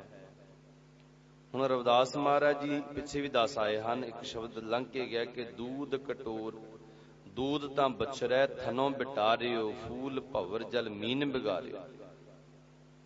ਦੁੱਧ ਨੂੰ ਝੂਠਾ ਕੀਤਾ ਹੈ ਬਛਰੇ ਨੇ, ਫੁੱਲ ਭਵਰਿਆਂ ਨੇ ਝੂਠੇ ਕੀਤੇ ਹਨ। ਪਾਣੀ ਨੂੰ ਮੱਛੀਆਂ ਨੇ ਮਲ ਮੂਤਰ ਦੇ ਨਾਲ ਝੂਠਾ ਕੀਤਾ, ਗੰਦਲਾ ਕੀਤਾ ਹੈ। ਮਾਈ ਗੋਬਿੰਦ ਪੂਜਾ ਕਹਾਂ ਲੈ ਚਰਾਵੋਂ, ਅਵਰ ਨਾ ਫੂਲ ਅਨੂਪ ਨਾ ਪਾਵੋ। ਐ ਮੇਰੀ ਮਾਂ, ਕਿਸ ਢੰਗ ਦੇ ਨਾਲ ਉਸ ਗੋਬਿੰਦ ਦੀ ਪੂਜਾ ਕਰਾਂ, ਕਿਹੜੀ ਚੀਜ਼ ਉਸ ਨੂੰ ਭੇਟ ਕਰਾਂ ਜਿਹਦੇ ਨਾਲ ਉਹਦੀ ਪੂਜਾ ਹੁੰਦੀ ਹੈ। ਇਹੀ ਗੱਲ ਹੁਣ ਇੱਥੇ ਰਵਿਦਾਸ ਮਹਾਰਾਜ ਆਪਣੇ ਪਰਮੇਸ਼ਰ ਦੇ ਨਾਲ ਵਿਚਾਰਾਂ ਕਰਦਿਆਂ ਹੋਇਆਂ, ਬਚਨ ਵਿਲਾਸ ਕਰਦਿਆਂ ਹੋਇਆਂ ਕਹਿਣ ਲੱਗੇ, ਪਰਮੇਸ਼ਰ ਮੇਰੇ ਕੋਲ ਤਾਂ ਇੱਕੋ ਹੀ ਸਾਧਨ ਹੈ, ਉਹ ਹੈ ਤੇਰਾ ਨਾਮ ਜਪਣਾ, ਤੇਰੀ ਬੰਦਗੀ ਕਰਨੀ, ਤੇਰੀ ਭਗਤੀ ਕਰਨੀ। ਪੂਜਾ ਕਰਨ ਵਾਸਤੇ, ਆਰਤੀ ਕਰਨ ਵਾਸਤੇ ਤਾਂ ਬਹੁਤ ਕੁਝ ਚਾਹੀਦਾ ਹੈ। ਥਾਲ ਸਜਿਆ ਹੋਵੇ ਦੀਵਿਆਂ ਦੇ ਨਾਲ, ਧੂਫ ਬੱਤੀਆਂ ਹੋਣ, ਅਗਰਬੱਤੀਆਂ ਹੋਣ, ਫਿਰ ਫੁੱਲ ਚਾਹੀਦੇ ਹਨ, ਫਿਰ ਚੰਦਨ ਚਾਹੀਦਾ ਹੈ, ਸੋਹਣਾ ਆਸਣ ਚਾਹੀਦਾ ਬੈਠਣ ਵਾਸਤੇ, ਇੱਕ ਉਰਸਾ ਭਾਵ ਕੇ ਪੱਥਰ ਹੁੰਦਾ ਜਿਹਦੇ ਉੱਪਰ ਚੰਦਨ ਘਸਾਈਦਾ ਹੈ। ਇਹ ਬੜੀਆਂ ਚੀਜ਼ਾਂ ਮਹਾਰਾਜ ਚਾਹੀਦੀਆਂ ਹਨ, ਪਰ ਮੈਂ ਨਿਰਧਨ ਹਾਂ, ਗਰੀਬ ਹਾਂ, ਕੰਗਾਲ ਹਾਂ ਮਹਾਰਾਜ, ਇਹ ਚੀਜ਼ਾਂ ਮੇਰੇ ਕੋਲ ਕਿੱਥੇ? ਇਹ ਚੀਜ਼ਾਂ ਨੂੰ ਪ੍ਰਾਪਤ ਕਰਨ ਵਾਸਤੇ ਤਾਂ ਮੈਂ ਸੋਚ ਹੀ ਨਹੀਂ ਸਕਦਾ, ਬਹੁਤ ਮਹਿੰਗੀਆਂ ਹਨ, ਪਰ ਮੈਂ ਜੇ ਰੱਖ ਵੀ ਲਵਾਂ ਮੈਨੂੰ ਹੱਕ ਨਹੀਂ ਹੈ, ਕਿਉਂਕਿ ਮੈਂ ਸ਼ੂਦਰ ਹਾਂ, ਅਛੂਤ ਹਾਂ। ਮੈਨੂੰ ਪੰਡਿਤ ਲੋਕ ਇਹ ਚੀਜ਼ਾਂ ਰੱਖਣ ਨਹੀਂ ਦੇਣਗੇ। ਇਸ ਕਰਕੇ ਫਿਰ ਜੇ ਇਹ ਚੀਜ਼ਾਂ ਹੀ ਨਹੀਂ ਕੋਲ, ਫਿਰ ਮੈਂ ਬੰਦਗੀ ਕਿਵੇਂ ਕਰਾਂਗਾ? ਇਹਨਾਂ ਚੀਜ਼ਾਂ ਤੋਂ ਬਿਨਾਂ ਤਾਂ ਮੇਰੇ ਕੋਲ ਇੱਕੋ ਹੀ ਸਾਧਨ ਹੈ, ਉਹ ਹੈ ਤੇਰੀ ਬੰਦਗੀ, ਤੇਰਾ ਨਾਮ। ਇਸ ਸ਼ਬਦ ਵਿੱਚ ਮਹਾਰਾਜ ਨਾਮ ਦੀ ਮਹਾਨਤਾ ਦੱਸਦੇ ਹਨ। ਸਾਰੇ ਜੀਵਾਂ ਨੂੰ, ਸੰਸਾਰ ਨੂੰ, ਕਲਯੁਗੀ ਜੀਵਾਂ ਨੂੰ ਸਿੱਧੇ ਰਸਤੇ ਪਾਉਂਦੇ ਹਨ। ਸਮਾਂ ਆਪਣੀ ਚਾਲ ਤੇ ਚੱਲਦਾ ਜਾਂਦਾ ਹੈ। ਆਓ ਬਸ ਆਪਾਂ ਸ਼ਬਦ ਦੇ ਵਿਚਾਰ ਦਰਸ਼ਨ ਕਰਨੇ ਹਨ ਤੇ ਆਪਾਂ ਸਮਾਪਤੀ ਵੱਲ ਵਧੀਏ। ਰਵਿਦਾਸ ਮਹਾਰਾਜ ਜੀ ਕਹਿੰਦੇ ਨੇ, ਨਾਮ ਤੇਰੋ ਆਰਤੀ ਮੱਜਨ ਮੁਰਾਰੇ। ਆਰਤੀ, ਆਰਤੀ ਹੁੰਦਾ ਪ੍ਰਤੀਤੀ ਪੈਦਾ ਕਰਨ ਵਾਲਾ, ਪਿਆਰ ਤੇ ਪ੍ਰੀਤੀ ਪੈਦਾ ਕਰਨ ਵਾਲੀ ਜਿਹੜੀ ਚੀਜ਼ ਹੈ ਉਹ ਹੈ ਆਰਤੀ, ਪੂਜਾ ਕਰਨੀ। ਵਾਹਿਗੁਰੂ ਜੀ ਇਸ ਅਸਲੀ ਚੀਜ਼ ਜਿਹੜੀ ਹੈ ਪ੍ਰੀਤੀ ਪੈਦਾ ਕਰਨ ਵਾਲੀ, ਪਿਆਰ ਪੈਦਾ ਕਰਨ ਵਾਲੀ ਨਾਮ, ਇਹੀ ਵਾਹਿਗੁਰੂ ਜੀ ਮੈਂ ਆਰਤੀ ਬਣਾਈ ਹੈ ਤੇ ਹਰ ਰੋਜ਼ ਕਰਦਾ। ਪੰਡਿਤ ਲੋਕ ਮੰਦਰਾਂ ਦੇ ਵਿੱਚ ਜਾ ਕਰਕੇ ਸ਼ਾਮ ਨੂੰ ਆਰਤੀਆਂ ਕਰਦੇ ਹਨ, ਪਰ ਮੈਂ ਤਾਂ 24 ਘੰਟੇ 8 ਪਹਿਰ 7 ਦਿਨ 12 ਮਹੀਨੇ ਤੇਰੀ ਆਰਤੀ ਕਰਦਾ ਰਹਿਣਾ। ਮੈਂ ਕਦੇ ਵੀ ਇਸ ਆਰਤੀ ਨੂੰ ਖਤਮ ਨਹੀਂ ਹੋਣ ਦਿੰਦਾ। ਮੱਜਨ ਮੁਰਾਰੇ। ਤੇ ਪਰਮੇਸ਼ਰ ਕਹਿਣ ਲੱਗੇ, ਉਹ ਜਿਹੜੇ ਪੰਡਿਤ ਹਨ, ਬ੍ਰਾਹਮਣ ਹਨ, ਉਹ ਤਾਂ ਨਦੀ ਵਿੱਚ ਚੁੱਭਾ ਮਾਰ ਕੇ ਸਿਰ ਮੂੰਹ ਦੇ ਸਮੇਤ ਇਸ਼ਨਾਨ ਕਰਕੇ ਫਿਰ ਆਰਤੀ ਕਰਦੇ ਹਨ। ਤੂੰ ਕਿਹੜੀ ਆਰਤੀ ਕਰਦਾ? ਰਵਿਦਾਸ ਮਹਾਰਾਜ ਕਹਿੰਦੇ, ਮੈਂ ਮੱਜਨ ਕਰਦਾ, ਭਾਵ ਕਿ ਚੁੱਭਾ ਮਾਰਦਾ ਤੇਰੇ ਨਾਮ ਰੂਪੀ ਸਰੋਵਰ ਦੇ ਵਿੱਚ, ਸਮੇਤ ਸਿਰ ਦੇ ਸਾਰੇ ਤਨ ਦੇ ਸਮੇਤ, ਭਾਵ ਕਿ ਮਨ ਅਤੇ ਤਨ ਬਿਰਤੀਆਂ ਕਰਕੇ, ਮਨ ਬਚ ਕਰਮ, ਮਨ ਨੂੰ ਵੀ ਜੋੜਦਾ, ਤਨ ਨੂੰ ਵੀ ਜੋੜਦਾ। ਵਾਹਿਗੁਰੂ ਜੀ ਮੈਂ ਕਦੇ ਵੀ ਇਹ ਨਹੀਂ ਕਿ ਮੂੰਹ ਦੇ ਨਾਲ ਰਾਮ ਨਾਮ ਜਪਾਂ ਤੇ ਤਨ ਮੇਰਾ ਕਿਤੇ ਹੋਰ, ਮਨ ਮੇਰਾ ਕਿਤੇ ਹੋਰ ਹੀ ਭੱਜਾ ਫਿਰਦਾ ਰਹੇ। ਮਨ ਬਿਰਤੀ ਕਰਕੇ ਮਹਾਰਾਜ ਮੈਂ ਇਸ ਨਾਮ ਦੇ ਸਰੋਵਰ ਵਿੱਚ, ਨਾਮ ਦੀ ਨਦੀ ਵਿੱਚ ਇਸ਼ਨਾਨ ਕਰਦਾ। ਨਾਮ ਤੇਰੂ ਆਰਤੀ ਮੱਜਨ ਮੁਰਾਰੇ। ਫਿਰ ਪਰਮੇਸ਼ਰ ਜੀ ਕਹਿਣ ਲੱਗੇ, ਤੇਰੇ ਕੋਲ ਕੋਈ ਸਮੱਗਰੀ ਨਹੀਂ, ਕੋਈ ਫੁੱਲ ਨਹੀਂ, ਕੋਈ ਧੂਪ ਨਹੀਂ, ਕੋਈ ਬੱਤੀ ਨਹੀਂ, ਕੋਈ ਦੀਵੇ ਨਹੀਂ, ਕੋਈ ਚੰਦਨ ਨਹੀਂ, ਸੁਗੰਧੀ ਵਾਸਤੇ ਕੋਈ ਅਗਰਬੱਤੀ ਨਹੀਂ। ਕੀ ਹੈ ਤੇਰੇ ਕੋਲ? ਕੋਈ ਸਮੱਗਰੀ ਨਹੀਂ। ਹਰ ਕੇ ਨਾਮ ਬਿਨ ਝੂਠੇ ਸਗਲ ਪਸਾਰੇ ਰਹਾਓ। ਵਿਸ਼ਰਾਮ ਦੇ ਕਰ ਕਹਿਣ ਲੱਗੇ, हे ਪਰਮੇਸ਼ਰ, ਆਰਤੀ ਭਾਵੇਂ ਕੋਈ ਕਰਦਾ ਹੋਵੇ ਪਰ ਨਾਮ ਨਾ ਜਪਦਾ ਹੋਵੇ, ਉਹ ਜਿਤਨੇ ਵੀ ਉਸਨੇ ਪਸਾਰੇ ਖਿਲਾਰੇ ਹਨ, ਬਹੁਤ ਸੁਗੰਧੀਆਂ ਵਾਲੇ ਫੁੱਲ ਇਕੱਠੇ ਕੀਤੇ ਹੋਣ, ਹਜ਼ਾਰਾਂ ਦੀਵੇ ਜਗਾਏ ਹੋਣ, ਹਜ਼ਾਰਾਂ ਹੀ ਧੂਪ ਬੱਤੀਆਂ ਜਗਾਈਆਂ ਹੋਣ ਸੁਗੰਧੀਆਂ ਵਾਸਤੇ, ਕਿੰਨਾ ਸਾਰਾ ਢੇਰ ਲੱਗਾ ਹੋਵੇ ਚੰਦਨ ਦੀ ਲੱਕੜ ਦਾ, ਉਸ ਨੂੰ ਰਗੜ ਰਗੜ ਕੇ ਭਾਵੇਂ ਸਾਰੇ ਪਾਸੇ ਛਿੜਕਾ ਕੀਤਾ ਹੋਵੇ, ਜੇ ਨਾਮ ਨਹੀਂ ਪੱਲੇ, ਜੇ ਨਾਮ ਨਹੀਂ ਜਪਦਾ, ਬੰਦਗੀ ਨਹੀਂ ਕਰਦਾ, ਤੇ ਉਹਦਾ ਇਹ ਸਾਰਾ ਹੀ ਪਸਾਰਾ ਝੂਠ ਹੈ। ਹਰ ਕੇ ਨਾਮ ਬਿਨ ਝੂਠੇ ਸਗਲ ਪਸਾਰੇ ਰਹਾਓ। ਵਿਸ਼ਰਾਮ ਦੇ ਕਰਕੇ ਅੱਗੇ ਕਹਿੰਦੇ ਹਨ, ਨਾਮ ਤੇਰੋ ਵਾਸਨੋ, ਨਾਮ ਤੇਰੋ ਉਰਸਾ, ਨਾਮ ਤੇਰਾ ਕੇਸਰੋ ਲੈ ਛਟਕਾਰੇ। ਫਿਰ ਪਰਮੇਸ਼ਰ ਜੀ ਕਹਿਣ ਲੱਗੇ, ਪੂਜਾ ਕਰਨ ਵਾਸਤੇ ਆਸਣ ਚਾਹੀਦਾ, ਸੋਹਣੀ ਦਰੀ ਚਾਹੀਦੀ ਹੈ, ਸੋਹਣਾ ਵਿਛਾਣਾ ਚਾਹੀਦਾ ਥੱਲੇ, ਜਿਹਦੇ ਉੱਪਰ ਬੈਠਣਾ ਹੈ, ਤੇ ਜਿਹਦੇ ਉੱਪਰ ਮੂਰਤੀ ਟਿਕਾਣੀ ਹੈ ਉਹ ਵੀ ਆਸਣ ਵਿਛਾਣਾ ਸੋਹਣਾ ਚਾਹੀਦਾ ਹੈ। ਫਿਰ ਇੱਕ ਪੱਥਰ ਹੁੰਦਾ ਜਿਹਨੂੰ ਉਰਸਾ ਕਿਹਾ ਜਾਂਦਾ ਹੈ, ਉਹਦੇ ਉੱਪਰ ਚੰਦਨ ਰਗੜਿਆ ਜਾਂਦਾ ਹੈ। ਚੰਦਨ ਦਾ ਜਿਹੜਾ ਲੇਪ ਬਣ ਜਾਂਦਾ ਨਾ, ਮਿੱਟੀ ਜੀ ਬਣ ਜਾਂਦੀ, ਉਸ ਨੂੰ ਪਾਣੀ ਵਿੱਚ ਘੋਲ ਕਰਕੇ ਫਿਰ ਉਹਦਾ ਛਿੜਕਾਅ ਕੀਤਾ ਜਾਂਦਾ ਹੈ ਸਾਰੇ ਪਾਸੇ, ਉਹਦੇ ਨਾਲ ਖੁਸ਼ਬੂ ਫੈਲਦੀ ਸਾਰੇ ਪਾਸੇ। ਕੇਸਰ, ਕੇਸਰ ਦਾ ਵੀ ਛਿੜਕਾਅ ਕੀਤਾ ਜਾਂਦਾ ਹੈ। ਪਰ ਪਰਮੇਸ਼ਰ ਨੂੰ ਕਹਿਣ ਲੱਗੇ, हे ਪਰਮਾਤਮਾ ਜੀ ਨੂੰ ਕਹਿਣ ਲੱਗੇ, ਰਵਿਦਾਸ ਮਹਾਰਾਜ ਕਹਿਣ ਲੱਗੇ, ਮੈਂ ਨਾਮ ਜਿਹੜਾ ਜਪਦਾ ਇਹੀ ਅਸਲੀ ਵਿਛਾਉਣਾ ਕੀਤਾ ਹੈ। ਆਪਣੇ ਹਿਰਦੇ ਵਿੱਚ ਜਿਹੜਾ ਤੇਰਾ ਪ੍ਰੇਮ ਵਿਛਾਇਆ ਹੈ ਨਾ ਵਾਹਿਗੁਰੂ ਜੀ, ਇਹੀ ਅਸਲੀ ਵਿਛਾਉਣਾ, ਇਹਦੇ ਉੱਪਰ ਬਿਰਾਜਮਾਨ ਹੋਣਾ ਤੁਸੀਂ ਕਰੋ। ਮਹਾਰਾਜ ਮੇਰੇ ਹਿਰਦੇ ਵਿੱਚ ਪ੍ਰੇਮ ਦਾ ਵਿਛਾਉਣਾ ਕੀਤਾ, ਪ੍ਰੇਮ ਦਾ ਆਸਣ ਵਿਛਾਇਆ। ਉਰਸਾ ਦਾ ਅਰਥ ਹੁੰਦਾ ਵਾਹਿਗੁਰੂ ਜੀ ਆਪਣੇ ਤਨ ਨੂੰ ਅਤੇ ਮਨ ਨੂੰ ਮਹਾਰਾਜ ਇੱਕ ਕਰਕੇ, ਵਾਹਿਗੁਰੂ ਜੀ ਮੈਂ ਇੱਕ ਐਸਾ ਪੱਥਰ ਬਣਾਇਆ ਹੈ, ਉਹਦੇ ਉੱਪਰ ਆਪਣੇ ਮਨ ਨੂੰ ਰਗੜ ਰਗੜ ਕੇ, ਤੇਰੇ ਨਾਮ ਨੂੰ ਜਪ ਜਪ ਕੇ, ਉਸ ਨੂੰ ਛਿੜਕਾ ਕਰਕੇ ਤਨ ਅਤੇ ਮਨ ਦੇ ਆਲੇ ਦੁਆਲੇ ਖੁਸ਼ਬੂ ਪੈਦਾ ਕੀਤੀ ਹੈ। ਨਾਮ ਤੇਰਾ ਕੇਸਰੂ ਲੈ ਛਟਕਾਰੇ, ਨਾਮ ਤੇਰਾ ਅੰਬੁਲਾ, ਨਾਮ ਤੇਰੋ ਚੰਦਨੋ, ਘਸ ਜਪੇ ਨਾਮ ਲੈ ਤੁਝੇ ਕੋ ਚਾਰੇ। ਚਾਰੇ ਜਦੋਂ ਆਉਂਦਾ ਨਾ, ਇਹਨੂੰ ਚਾਰੇ ਬੋਲਣਾ, ਚਾੜ, ਕਿਸੇ ਚੀਜ਼ ਨੂੰ ਚਾੜਨਾ, ਚੜਾਉਣਾ। ਅੰਬਲਾ ਦਾ ਅਰਥ ਹੁੰਦਾ ਜਲ, ਜਿਵੇਂ ਘੜਾ ਭਰਿਆ ਹੁੰਦਾ ਪਾਣੀ ਦਾ, ਉਹਨੂੰ ਅੰਬ ਕਹਿੰਦਾ ਹੈ, ਕੁੰਭ ਨੂੰ ਅੰਬ ਕਿਹਾ ਜਾਂਦਾ ਹੈ, ਜਲ ਨੂੰ ਅੰਬ ਕਿਹਾ ਜਾਂਦਾ ਹੈ। ਕਹਿੰਦੇ ਮੈਂ ਜਲ ਅਰਪਣ ਕਰਨ ਵਾਸਤੇ ਵਾਹਿਗੁਰੂ ਜੀ, ਕਿਉਂਕਿ ਜਲ ਮੀਨ ਵਿਗਾਰਿਓ, ਮਛਲੀਆਂ ਨੇ ਮਲ ਮੂਤਰ ਕਰ ਕਰਕੇ, ਜੂਠਾ ਕਰ ਕਰਕੇ ਸਾਰੇ ਨਦੀ ਦੇ ਪਾਣੀ ਨੂੰ ਮਹਾਰਾਜ ਮੈਲਾ ਕੀਤਾ ਹੈ, ਜੂਠਾ ਕੀਤਾ ਹੈ। ਇਸ ਕਰਕੇ ਪਾਣੀ ਵੀ ਸੁੱਚਾ ਨਹੀਂ ਹੈ। ਕੀ ਅਰਪਣ ਕਰਾਂ ਤੁਹਾਨੂੰ ਮੈਂ? ਨਾਮ ਜਪ ਜਪ ਕੇ ਵਾਹਿਗੁਰੂ ਜੀ ਅਸਲੀ ਜਲ ਜਿਹੜਾ ਹੈ ਇਹਦੇ ਨਾਲ ਹੀ ਮੈਂ ਤੁਹਾਡਾ ਇਸ਼ਨਾਨ ਕਰਾਉਣਾ, ਤੇ ਆਪਣੇ ਮਨ ਦਾ ਇਸ਼ਨਾਨ ਵੀ ਇਹਦੇ ਨਾਲ ਹੀ ਕਰਾਉਣਾ। ਇਹਦੇ ਨਾਲ ਮੈਂ ਸੁੱਚਾ ਹੁੰਨਾ, ਇਹਦੇ ਨਾਲ ਹੀ ਮੈਂ ਪਵਿੱਤਰ ਹੋ ਸਕਦਾ ਹਾਂ। ਤੇਰਾ ਨਾਮ ਹੀ ਚੰਦਨ ਦੇ ਵਾਂਗੂ ਪਵਿੱਤਰ ਹੈ। ਇਸ ਨੂੰ ਘਸਾ ਘਸਾ ਕੇ ਰਗੜ ਰਗੜ ਕੇ ਜਪ ਜਪ ਕੇ ਵਾਹਿਗੁਰੂ ਜੀ ਸਾਰੇ ਪਾਸੇ ਇਸ ਦੀ ਖੁਸ਼ਬੂ ਫੈਲਾਈ ਹੈ, ਤੇ ਇਹੀ ਮੈਂ ਤੁਹਾਡੇ ਆਲੇ ਦੁਆਲੇ ਛਿੜਕਾਉਂਦਾ ਹਾਂ।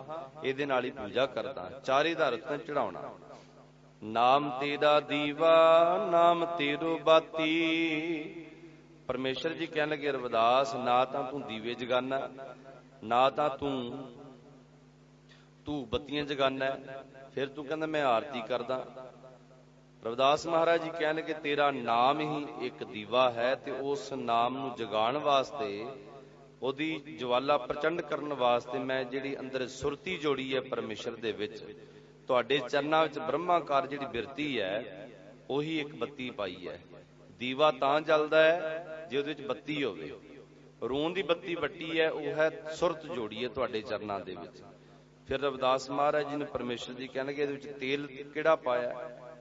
ਨਾਮ ਤੇਰੋ ਤੇਲ ਲੈ ਮਾਹੇ ਪਸਾਰੇ। ਵਾਹਿਗੁਰੂ ਜੀ ਤੇਰਾ ਨਾਮ ਹੀ ਜਪਣਾ, ਤੇਰੇ ਨਾਮ ਦਾ ਜਪ ਕਰਨਾ, ਤੇਰੇ ਨਾਮ ਦਾ ਤਪ ਕਰਨਾ, ਇਹਦੇ ਵਿੱਚ ਮੈਂ ਤੇਲ ਪਾਇਆ ਹੈ। ਦੀਵਾ ਮੇਰਾ ਏਕ ਨਾਮ ਦੁੱਖ ਵਿੱਚ ਪਾਇਆ ਤੇਲ, ਉਨ ਚਾਨਣ ਉਨ ਸੁਖਿਆ ਚੂਕਾ ਜਮ ਸੂ ਮੇਲ। ਮੇਰੇ ਜਿਹੜੇ ਦੁੱਖ ਹਨ, ਮੇਰੀਆਂ ਜਿਹੜੀਆਂ ਤਕਲੀਫਾਂ ਹਨ, ਮੇਰੀਆਂ ਚਿੰਤਾਵਾਂ ਹਨ, ਵਾਹਿਗੁਰੂ ਜੀ ਇਹਨੂੰ ਨਾਮ ਜਪ ਜਪ ਕੇ ਇਸ ਦੀਵੇ ਵਿੱਚ ਪਾ ਪਾ ਕੇ ਇਸ ਨੂੰ ਸਾੜਦਾ।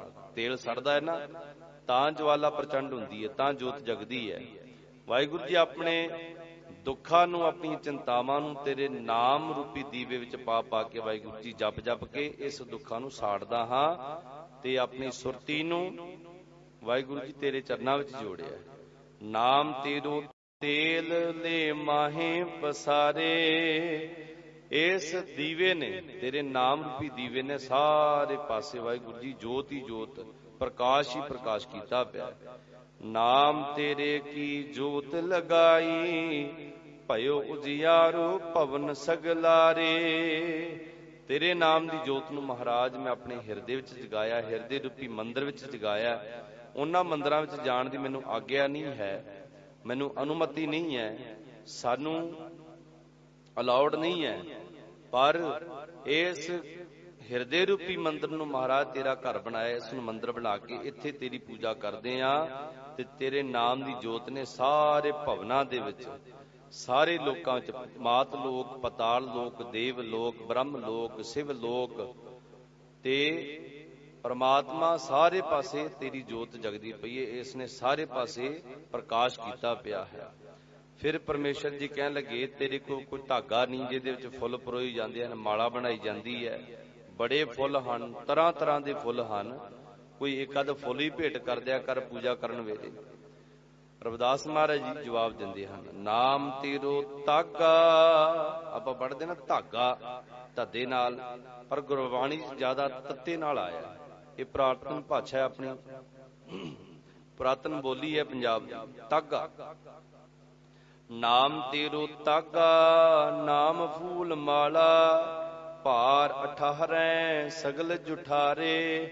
ਧਰਤੀ ਦੇ ਉੱਪਰ 18 ਭਾਰ, ਬਹੁਤ ਵਿਸ਼ਾਲ ਇਤਨਾ ਭਾਰ ਹੈ ਦੁਨੀਆ ਦੇ ਉੱਪਰ, ਧਰਤੀ ਦੇ ਉੱਪਰ, ਕਿ ਕਈ ਕੁਇੰਟਲਾਂ ਦੇ ਹਿਸਾਬ ਦੇ ਨਾਲ ਫੁੱਲ ਪੈਦਾ ਕੀਤੇ ਪਰਮੇਸ਼ਰ ਨੇ।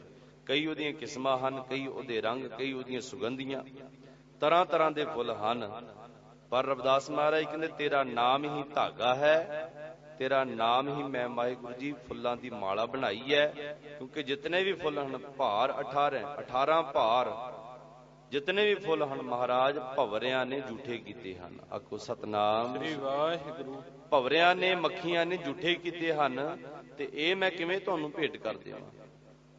ਧੰਨ ਧੰਨ ਬਾਬਾ ਕਬੀਰ ਜੀ ਵੀ ਕਹਿੰਦੇ ਹਨ ਕਿ ਕਬੀਰ ਮੇਰਾ ਮੁਝ ਮੈਂ ਕਿਛ ਨਹੀਂ, ਜੋ ਕਿਛ ਹੈ ਸੋ ਤੇਰਾ, ਤੇਰਾ ਤੁਝ ਕੋ ਸੌਂਪ ਤੇ ਕਿਆ ਲੱਗਿਆ ਮੇਰਾ।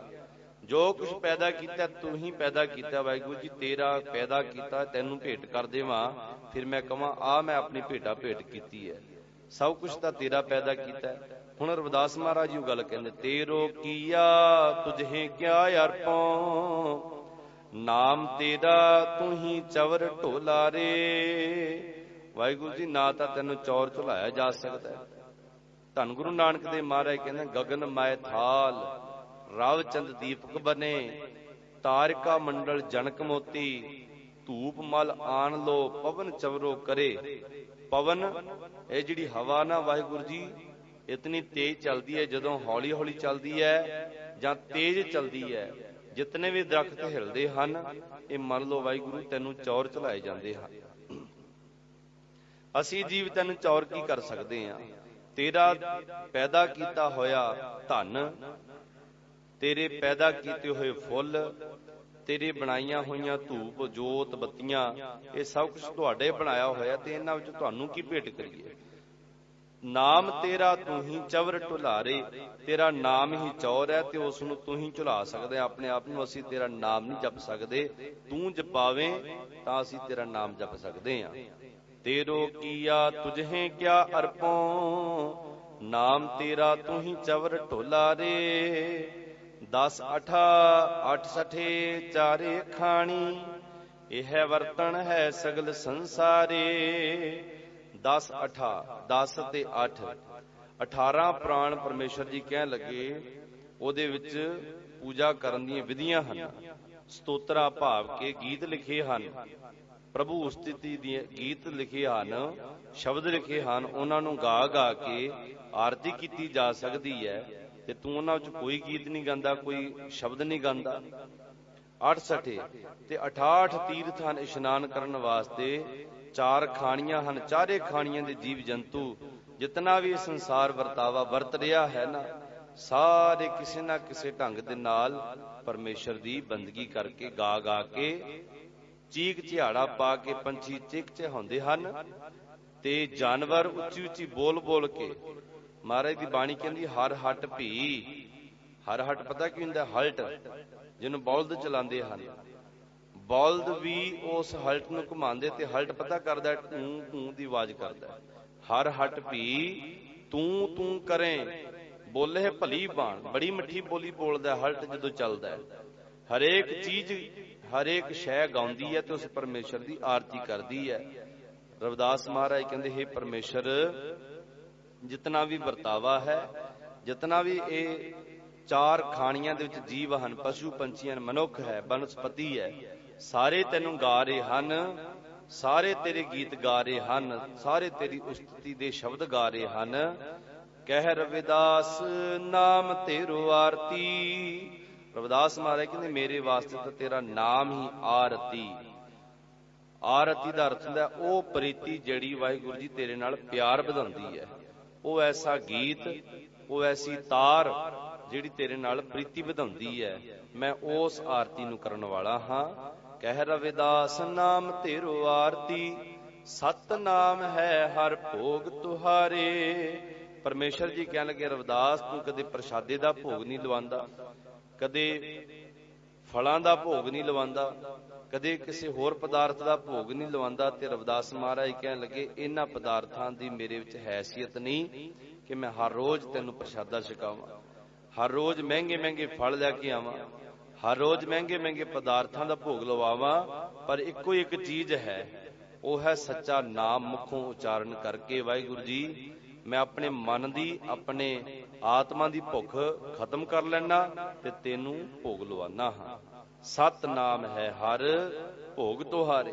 ਇਹੀ ਅਸਲੀ ਤੈਨੂੰ ਭੋਗ ਲਵਾਉਣ ਵਾਲੀ ਚੀਜ਼ ਹੈ ਵਾਹਿਗੁਰੂ ਜੀ। ਦੁਨਿਆਵੀ ਚੀਜ਼ਾਂ ਇਹ ਮੇਰੇ ਵਿੱਚ ਹੈਸੀਅਤ ਨਹੀਂ ਹੈ, ਇਹ ਮੇਰੇ ਵਿੱਚ ਇਤਨੀ ਪਹੁੰਚ ਨਹੀਂ ਕਿ ਮੈਂ ਤੈਨੂੰ ਹਰ ਰੋਜ਼ ਪ੍ਰਸ਼ਾਦਾ ਛਕਾਇਆ ਕਰਾਂ, ਇਹ ਮੇਰੇ ਵਿੱਚ ਪਹੁੰਚ ਨਹੀਂ ਕਿ ਮੈਂ ਤੈਨੂੰ ਫਲ ਫਰੂਟ ਖਵਾਇਆ ਕਰਾਂ, ਇਹ ਮੇਰੇ ਵਿੱਚ ਪਹੁੰਚ ਨਹੀਂ ਹੈ, ਮੇਰੇ ਵਿੱਚ ਹੈਸੀਅਤ ਨਹੀਂ ਹੈ ਕਿ ਮੈਂ ਤੈਨੂੰ ਤਰ੍ਹਾਂ ਤਰ੍ਹਾਂ ਦੇ ਪਦਾਰਥ ਭੇਟ ਕਰਾਂ। ਇੱਕ ਚੀਜ਼ ਹੈ, ਉਹ ਹੈ ਸੱਚਾ ਨਾਮ ਆਪਣੇ ਮੁਖੋਂ ਉਚਾਰਨ ਕਰਕੇ ਤੈਨੂੰ ਭੋਗ ਲਵਾ ਸਕਦਾ, ਤੈਨੂੰ ਖੁਸ਼ ਕਰ ਸਕਦਾ, ਜਿਹਦੇ ਨਾਲ ਤੂੰ ਵੀ ਖੁਸ਼ ਹੋ ਸਕਦਾ ਤੇ ਮੇਰੀ ਆਤਮਾ ਵੀ ਖੁਸ਼ ਹੋ ਜਾਂਦੀ ਹੈ। ਤੇ ਰਵਿਦਾਸ ਮਹਾਰਾਜ ਦੇ ਇਹਨਾਂ ਬਚਨਾਂ ਨੂੰ ਸੁਣ ਕਰਕੇ ਪਰਮੇਸ਼ਰ ਬੜੇ ਪ੍ਰਸੰਨ ਹੋਏ, ਕੰਠ ਦੇ ਨਾਲ ਲਾਇਆ, ਗਲੇ ਦੇ ਨਾਲ ਲਾਇਆ, ਕਹਿਣ ਲੱਗੇ, ਧੰਨ ਹੈ ਰਵਿਦਾਸ, ਤੂੰ ਉਸ ਸੱਚੇ ਨਾਮ ਨੂੰ ਆਰਤੀ ਬਣਾਇਆ, अपनी भगती का साधन बनाया है, जिस नाम नूं वड्डे वड्डे ऋषि मुनि नहीं पकड़ सके, वड्डे वड्डे ज्योतिषी भी इस नाम तो दूर रहे, वड्डे वड्डे अपने आप नूं साधु कहाण वाले वो वांझे रह गए इस नाम तो। पर तू उस सच्चे नाम नूं पकड़ लिया, प्राप्त कर लिया, इस करके तैनूं दुनिया दे उपर सर्वोत्तम श्रोमणी भगतां च गिणिया जावेगा।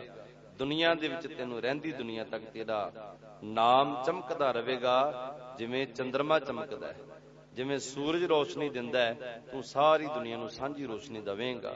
सतगुरु गरीब निवास सच्चे पातशाह जी कृपा करन, बख्शिश करन, रहमत करन साडे उपर, साडे हिरदियां दे विच भगती दा रस, बाणी दा रस, नाम दा रस बख्शिश करन। सेवा दी दात, अमृत वेले दी दात सतगुरु जी बख्शिश करन। आओ हुण आनंद ਸਾਹਿਬ ਦਾ ਜਾप ਉਪਰੰਤ ਖਿਮਾ ਦੇ ਜਾਚਕਾਂ। ਜੈਤਸਰੀ ਰਾਗ ਦੇ ਵਿੱਚ ਅਖੀਰਲਾ ਸ਼ਬਦ ਇੱਕੋ ਹੀ ਇੱਕ ਸ਼ਬਦ ਹੈ ਭਗਤਾਂ ਦੀ ਬਾਣੀ ਵਿੱਚੋਂ, ਉਹ ਹੈ ਭਗਤ ਰਵਿਦਾਸ ਮਹਾਰਾਜ ਜੀ।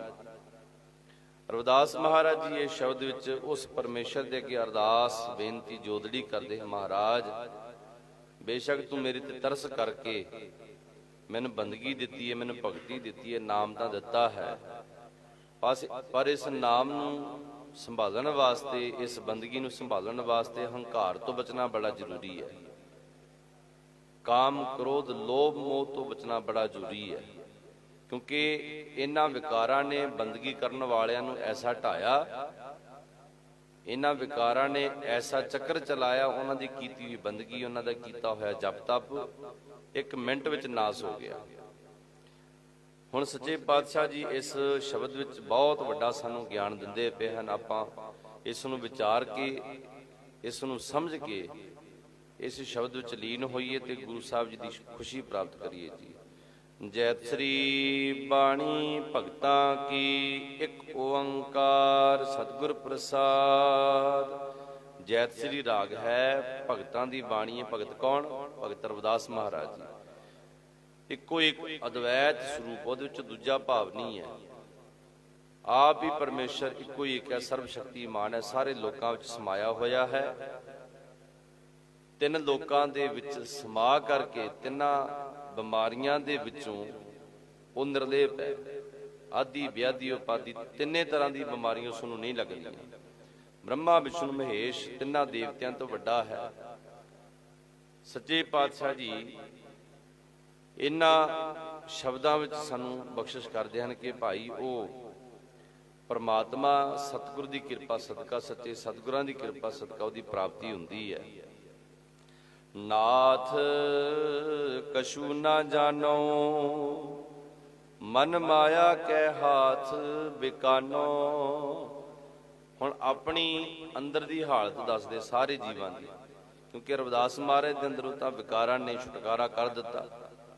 ਉਹਨਾਂ ਨੇ ਬੰਦਗੀ ਕਰਕੇ, ਭਗਤੀ ਕਰਕੇ ਜਿਹੜਾ ਮਰਤਬਾ ਹਾਸਲ ਕੀਤਾ ਹੈ, ਉੱਥੇ ਤਾਂ ਇਹਨਾਂ ਵਿਕਾਰਾਂ ਦਾ ਕੋਈ ਥਾਂ ਨਹੀਂ। ਸਾਡੇ ਜੀਵਾਂ ਦੀ ਹਾਲਾਤ ਸਤਿਗੁਰੂ ਜੀ ਦੱਸਦੇ ਹਨ ਕਿ ਮਹਾਰਾਜ ਇਹ ਜੀਵ ਬੜੇ ਅਲਪਗ ਜਿਹੇ ਹਨ, ਬੜੇ ਨਿਮਾਣੇ ਹਨ, ਬੜੇ ਨਿਤਾਣੇ ਹਨ। ਥੋੜਾ ਜਿਹਾ ਇਹ ਆਪਣਾ ਕਦਮ ਪੁੱਟਦੇ ਹਨ ਭਗਤੀ ਵੱਲ ਨੂੰ, ਬੰਦਗੀ ਵੱਲ ਨੂੰ, ਨਾਮ ਜਪਣ ਵੱਲ ਨੂੰ, ਪਰ ਰਸਤੇ ਵਿੱਚ ਇਹਨਾਂ ਨੂੰ ਵਿਕਾਰ ਘੇਰ ਲੈਂਦੇ ਹਨ। ਰਸਤੇ ਵਿੱਚ ਇਹਨਾਂ ਨੂੰ ਵਿਕਾਰਾਂ ਦਾ ਹਮਲਾ ਸਹਿਣਾ ਪੈਂਦਾ ਹੈ। ਆਓ ਸਤਿਗੁਰੂ ਜੀ ਕੀ ਕਹਿੰਦੇ ਹਨ? ਨਾਥ ਕਛੂ ਨਾ ਜਾਣੋ। ਨਾਥ ਦਾ ਅਰਥ ਹੁੰਦਾ ਹੈ ਨਾਥ, ਹੈ ਮਾਲਕ, ਹੈ ਪਰਮੇਸ਼ਰ, ਤੂੰ ਸਾਡਾ ਮਾਲਕ ਹੈ। ਮੈਂ ਤੇਰੇ ਅੱਗੇ ਅਰਦਾਸ ਬੇਨਤੀ ਕਰਦਾ, ਮੈਂ ਆਪਣੇ ਮਨ ਦੀ ਵਿਧੀ ਜਿਹੜੀ ਹੈ ਨਾ, ਮੇਰੀ ਜਿਹੜੀ ਜੀਵਨ ਦੀ ਹਾਲਾਤ ਹਨ, ਉਹਨਾਂ ਬਾਰੇ ਮੈਂ ਕੀ ਬਿਆਨ ਕਰਾਂ? ਮੈਂ ਕੁਝ ਨਹੀਂ ਜਾਣਦਾ। ਮੇਰੀ ਇਹਨਾਂ ਦੇ ਅੱਗੇ ਕੋਈ ਪੇਸ਼ ਨਹੀਂ ਜਾਂਦੀ, ਇਹਨਾਂ ਵਿਕਾਰਾਂ ਦੇ ਅੱਗੇ। ਮਨ ਮਾਇਆ ਕੈ ਹੱਥ ਬਿਕਾਨੋ। ਮਾਇਆ ਦੇ ਹੱਥੋਂ, ਵਿਕਾਰਾਂ ਦੇ ਹੱਥੋਂ, ਵਿਸ਼ਿਆਂ ਦੇ ਹੱਥੋਂ ਸਾਡਾ ਮਨ ਵਿਕਿਆ ਪਿਆ। ਅਸੀਂ ਇਹਨਾਂ ਨੂੰ ਆਪਣੇ ਗਿਰਵੀ ਰੱਖਿਆ ਮਨ ਨੂੰ, ਕਿਉਂਕਿ ਜੇ ਇਹ ਨਾ ਅਸੀਂ ਇਹਨਾਂ ਵਿੱਚ ਫਸੀਏ ਤੇ ਸਾਡਾ ਮਨ ਖੁਸ਼ ਨਹੀਂ ਰਹਿੰਦਾ। ਮਨ ਨੂੰ ਖੁਸ਼ ਰੱਖਣ ਵਾਸਤੇ ਮਹਾਰਾਜ ਅਸੀਂ ਵਿਕਾਰ ਭੋਗਦੇ ਹਾਂ, ਅਸੀਂ ਮਾਇਆ ਦੇ ਚੱਕਰਾਂ ਵਿੱਚ ਰਹਿੰਦੇ ਹਾਂ। ਮਾਇਆ ਨੂੰ ਆਪਣੇ ਜੀਵਨ ਦਾ ਅੰਗ ਬਣਾਇਆ ਮਨ ਨੂੰ ਖੁਸ਼ ਰੱਖਣ ਵਾਸਤੇ। ਮਨ ਗਿਰਵੀ ਰੱਖਿਆ, ਮਨ ਵੇਚ ਦਿੱਤਾ ਇਹਨਾਂ ਦੇ ਅੱਗੇ, ਸਰੈਂਡਰ ਕਰ ਦਿੱਤਾ ਅਸੀਂ। ਮਨ ਮਾਇਆ ਕੈ ਹਾਥ ਬਿਕਾਨੋ। ਰਹਾਉ। ਵਿਸ਼ਰਾਮ ਦੇ ਕਰਕੇ ਭਗਤ ਰਵਿਦਾਸ ਮਹਾਰਾਜ ਜੀ ਕਹਿੰਦੇ ਹਨ, ਤੁਮ ਕਹੀਅਤ ਹੋ ਜਗਤ ਗੁਰ ਸੁਆਮੀ, ਹਮ ਕਹੀਅਤ ਕਲ ਜੁਗ ਕੇ ਕਾਮੀ। हे परमात्मा, हे परमेश्वर जी, ਤੁਸੀਂ ਸਾਰੇ ਜਗਤ ਦੇ ਮਾਲਕ ਕਹਾਉਂਦੇ ਪਏ ਹੋ। ਸਾਰੇ ਭਗਤਾਂ ਨੇ, ਸਾਰੇ ਸੰਤਾਂ ਮਹਾਂਪੁਰਸ਼ਾਂ ਨੇ, ਰਿਸ਼ੀਆਂ ਮੁਨੀਆਂ ਨੇ ਵੇਦਾਂ ਸ਼ਾਸਤਰਾਂ ਦੇ ਵਿੱਚ, ਧਾਰਮਿਕ ਗ੍ਰੰਥਾਂ ਦੇ ਵਿੱਚ ਇਹੀ ਉਪਦੇਸ਼ ਦਿੱਤਾ ਹੈ ਕਿ ਉਹ ਪਰਮਾਤਮਾ ਸਾਰੇ ਜਗਤ ਦਾ ਮਾਲਕ ਹੈ। ਤੇ ਅਸੀਂ ਹਮ ਕਹੀਅਤ ਕਲ ਜੁਗ ਕੇ ਕਾਮੀ, ਅਸੀਂ ਕਲ ਯੁਗ ਦੇ ਵਿੱਚ ਕਾਮਨਾ ਦੇ ਸਹਿਤ ਹੋ ਕਰਕੇ ਵਿਸ਼ਈ ਮਨੁੱਖ ਕਹਾਉਂਦੇ ਆ। ਸਾਨੂੰ ਕਾਮੀ ਕਿਹਾ ਜਾਂਦਾ, ਤੁਹਾਨੂੰ ਸੁਆਮੀ ਕਿਹਾ ਜਾਂਦਾ। ਕੁਚਲ ਕਠੋਰ ਕਪਟ ਕਾਮੀ, ਜਿਉ ਜਾਨੋ ਤਿਉ ਤਾਰ ਸੁਆਮੀ। ਹੈ ਮਾਲਕ ਸੱਚੇ ਪਾਤਸ਼ਾਹ ਜੀਓ। ਸੱਚੇ ਪਾਤਸ਼ਾਹ ਜੀ ਕਹਿੰਦੇ ਹਨ ਕਿ ਪਰਮਾਤਮਾ, ਸਾਡਾ ਭਲਾ ਕਿੱਥੇ ਹੋਵੇਗਾ, ਸਾਡਾ ਛੁਟਕਾਰਾ ਕਿੱਥੇ ਹੋਵੇਗਾ? ਅਸੀਂ ਤਾਂ ਕਲਯੁਗ ਦੇ ਵਿਸ਼ਈ ਮਨੁੱਖ ਹਾਂ। ਕਾਮ ਕ੍ਰੋਧ ਲੋਭ ਝੂਠ ਨਿੰਦਾ, ਇਨ ਤੇ ਆਪ ਛੁਡਾਓ। ਸਾਡੇ ਵਿੱਚ ਇੱਕ ਕਾਮਨਾ ਨਹੀਂ, ਕਾਮ ਨਹੀਂ, ਕ੍ਰੋਧ ਨਹੀਂ, ਲੋਭ ਨਹੀਂ, ਮੋਹ ਨਹੀਂ, ਅਹੰਕਾਰ ਕੱਲੇ ਨਹੀਂ। ਨਿੰਦਿਆ ਚੁਗਲੀ ਈਰਖਾ ਦਵੈਸ਼ ਬਦੀ ਬਖੀਲੀ ਤੇ ਤਰ੍ਹਾਂ ਤਰ੍ਹਾਂ ਦੀਆਂ ਕਾਮਨਾਵਾਂ ਸਾਡੇ ਅੰਦਰ ਹਨ, ਤਾਂ ਅਸੀਂ ਕਾਮੀ ਕਹਾਂਦੇ ਹਾਂ। ਕਾਮੀ ਦਾ ਅਰਥ ਹੈ ਕਾਮਨਾ ਦੇ ਨਾਲ ਭਰਿਆ ਪਿਆ। ਇੱਕ ਮੰਗ ਪੂਰੀ ਹੋਈ 100 ਨਾਲ ਖੜੀਆਂ ਹਨ। ਜੇ 10 ਪੂਰੀਆਂ ਹੁੰਦੀਆਂ ਤੇ ਅੱਗੋਂ 10 ਹੋਰ ਖੜੀਆਂ ਹੋ ਜਾਂਦੀਆਂ ਕਿ ਆਹ ਵੀ ਚੀਜ਼ ਮਿਲ ਜਾਣੀ ਚਾਹੀਦੀ ਹੈ। ਕਾਮਨਾਵਾਂ ਹਮ ਕਹੀਅਤ ਕਲ ਜੁਗ ਕੇ ਕਾਮੀ, ਇਨ ਪੰਚਨ ਮੇਰੋ ਮਨ ਜੋ ਬਿਗਾਰਿਓ। हे ਪ੍ਰਮਾਤਮਾ ਜੀ, ਇਹਨਾਂ ਪੰਜਾਂ ਨੇ, ਇਹਨਾਂ ਪੰਜਾਂ ਵਿਕਾਰਾਂ ਨੇ ਮੇਰਾ ਮਨ ਇਤਨਾ ਵਿਗਾੜ ਦਿੱਤਾ, ਭਾਵ ਕਿ ਸਾਡੇ ਜੀਵਾਂ ਨੂੰ ਇਤਨਾ ਵਿਗਾੜ ਕਰ ਦਿੱਤਾ ਹੈ, ਇਤਨਾ ਸਾਡਾ ਸਰਵਨਾਸ਼ ਕੀਤਾ ਹੈ। ਪਲ ਪਲ ਹਰ ਜੀ ਤੇ ਅੰਤਰ ਪਾਰੇ, ਪਲ ਪਲ ਕਰਕੇ, ਖਿਨ ਖਿਨ ਕਰਕੇ ਮਹਾਰਾਜ ਤੁਹਾਡੇ ਤੋਂ ਛੁਟਕਾਰਾ ਦੂਰ ਦੂਰ ਹੁੰਦੇ ਹੋਏ ਅਸੀਂ ਬੜੀ ਦੂਰ ਚਲੇ ਗਏ। ਬਹੁਤ ਸਾਡਾ ਫਰਕ ਪੈ ਗਿਆ, ਤੁਹਾਡੇ ਨਾਲ ਅੰਤਰ ਪੈ ਗਿਆ ਹੈ, ਵਿਤਕਰਾ ਪੈ ਗਿਆ ਹੈ। ਭਾਵ ਕਿ ਜਿਵੇਂ ਦਰਿਆ ਜਾਂ ਨਹਿਰ ਵਗਦੀ, ਕੱਚੀ ਨਹਿਰ ਹੁੰਦੀ ਹੈ, ਉਹਦੇ ਵਿੱਚ ਮਾੜਾ ਜਾਂ ਕਿਤੇ ਚੂਹੇ ਦੀ ਖੁੱਡ ਜਿੰਨਾ ਸੁਰਾਖ ਹੋ ਜਾਵੇ, ਉਹਦੇ ਵਿੱਚ ਪਾਣੀ ਵਹਿੰਦਾ ਵਹਿੰਦਾ ਵਹਿੰਦਾ ਵਹਿੰਦਾ ਵੱਡਾ ਪਾੜ ਪੈ ਜਾਂਦਾ ਹੈ। ਇਹ ਤਾਂ ਕੱਚੀਆਂ ਨਹਿਰਾਂ ਦਾ ਹਾਲ ਹੈ। ਪੱਕੀਆਂ ਨਹਿਰਾਂ ਵੀ ਮੈਂ ਟੁੱਟਦੀਆਂ ਦੇਖੀਆਂ, ਪੱਕੀਆਂ ਨਹਿਰਾਂ ਵੀ ਟੁੱਟਦੀਆਂ ਦੇਖੀਆਂ ਹਨ। ਆਪਣੇ ਕੋਲ ਹੀ ਜਿਹੜੀ ਵੱਡੀ ਨਹਿਰ ਹੈ, ਪੱਕੀ ਨਹਿਰ, ਉਹਦੇ ਪਰਲੇ ਪਾਸੇ ਕੱਚਾ ਜਿਹੜਾ ਸੂਆ ਜਾਂਦਾ ਹੈ, ਉਹਦੇ ਪੁਲ ਦੇ ਥੱਲੇ ਕੂੜਾ ਕਰਕਟ ਭਰ ਗਿਆ ਤੇ ਉਹ ਪਾਣੀ ਰੁਕਣਾ ਸ਼ੁਰੂ ਹੋ ਗਿਆ। ਪਾਣੀ ਜਦੋਂ ਓਵਰਫਲੋ ਹੋਇਆ ਤੇ ਸੜਕ ਦੇ ਉੱਪਰੋਂ ਹੁੰਦਾ ਹੋਇਆ ਪੱਕੀ ਨਹਿਰ ਵੱਲ ਨੂੰ ਤੁਰਿਆ ਜਦੋਂ, ਤੇ ਮਿੱਟੀ ਦੇ ਵਿੱਚੋਂ ਮਿੱਟੀ ਨੂੰ ਖੋਰਦਾ ਖੋਰਦਾ ਉਹਨੇ ਸੀਮੈਂਟ ਵੀ ਖੋਰ ਦਿੱਤਾ, ਸੀਮੈਂਟ ਪੱਟ ਕੇ ਪਰੇ ਸੁੱਟਿਆ। ਇਸੇ ਤਰ੍ਹਾਂ ਜਦੋਂ ਥੋੜਾ ਜਿਹਾ ਖੋਰਾ ਲੱਗਦਾ ਹੈ ਨਾ ਮਹਾਰਾਜ, ਥੋੜਾ ਜਿਹਾ ਪਾੜ ਪੈਂਦਾ ਤੇ ਵੱਡਾ ਪਾੜ ਪੈਂਦਿਆਂ ਹੋਇਆਂ ਉਹਨੂੰ ਚਿਰ ਨਹੀਂ ਲੱਗਦਾ। ਇਹ ਤਾਂ ਵੱਡੇ ਵੱਡੇ ਕੱਚੇ ਤਾਂ ਕੀ ਮਹਾਰਾਜ, ਪੱਕਿਆਂ ਨੂੰ ਵੀ ਪਾੜ ਪੈ ਜਾਂਦਾ ਹੈ। ਛੋਟੇ ਛੋਟੇ ਜੀਵ ਤਾਂ ਕੀ, ਤਾਂ ਵੱਡੇ ਵੱਡੇ ਰਿਸ਼ੀ ਮੁਨੀ ਮਹਾਰਾਜ ਆਪਣੇ ਜਪ ਤਪ ਨੂੰ ਭੁਲਾ ਕਰਕੇ, ਵਿਕਾਰਾਂ ਵਿੱਚ ਖਚਿਤ ਹੋ ਕਰਕੇ ਉਹਨਾਂ ਨੇ ਆਪਣੇ ਜਪ ਤਪ ਦਾ ਨਾਸ ਕਰ ਲਿਆ, ਆਪਣਾ ਪ੍ਰਤਾਪ ਨਾਸ ਕਰ ਲਿਆ। ਇਨ ਪੰਚਨ ਮੇਰੋ ਮਨ ਜੋ ਬਿਗਾਰਿਓ, ਪਲ ਪਲ ਹਰ ਜੀ ਤੇ ਅੰਤਰ ਪਾਰਿਓ। ਜਤ ਦੇਖੋ ਤਤ ਦੁੱਖ ਕੀ ਰਾਸੀ, ਰਾਸੀ ਦਾ ਅਰਥ ਹੁੰਦਾ ਹੈ ਸਮਾਨ, ਪੂੰਜੀ। ਮਹਾਰਾਜ, ਮੈਂ ਜਿੱਥੇ ਕਿਤੇ ਵੀ ਦੇਖਦਾ ਜਿਨ੍ਹਾਂ ਨੇ ਇਹਨਾਂ ਵਿਕਾਰਾਂ ਦੇ ਨਾਲ ਮਿੱਤਰਤਾ ਪਾਈ ਹੈ, ਜਿਹੜੇ ਵਿਕਾਰੀ ਹਨ, ਉਹਨਾਂ ਨੇ ਸਿਰਫ ਤੇ ਸਿਰਫ ਦੁੱਖ ਹੀ ਕਮਾਇਆ, ਸੁੱਖ ਕੋਈ ਨਹੀਂ ਕਮਾਇਆ।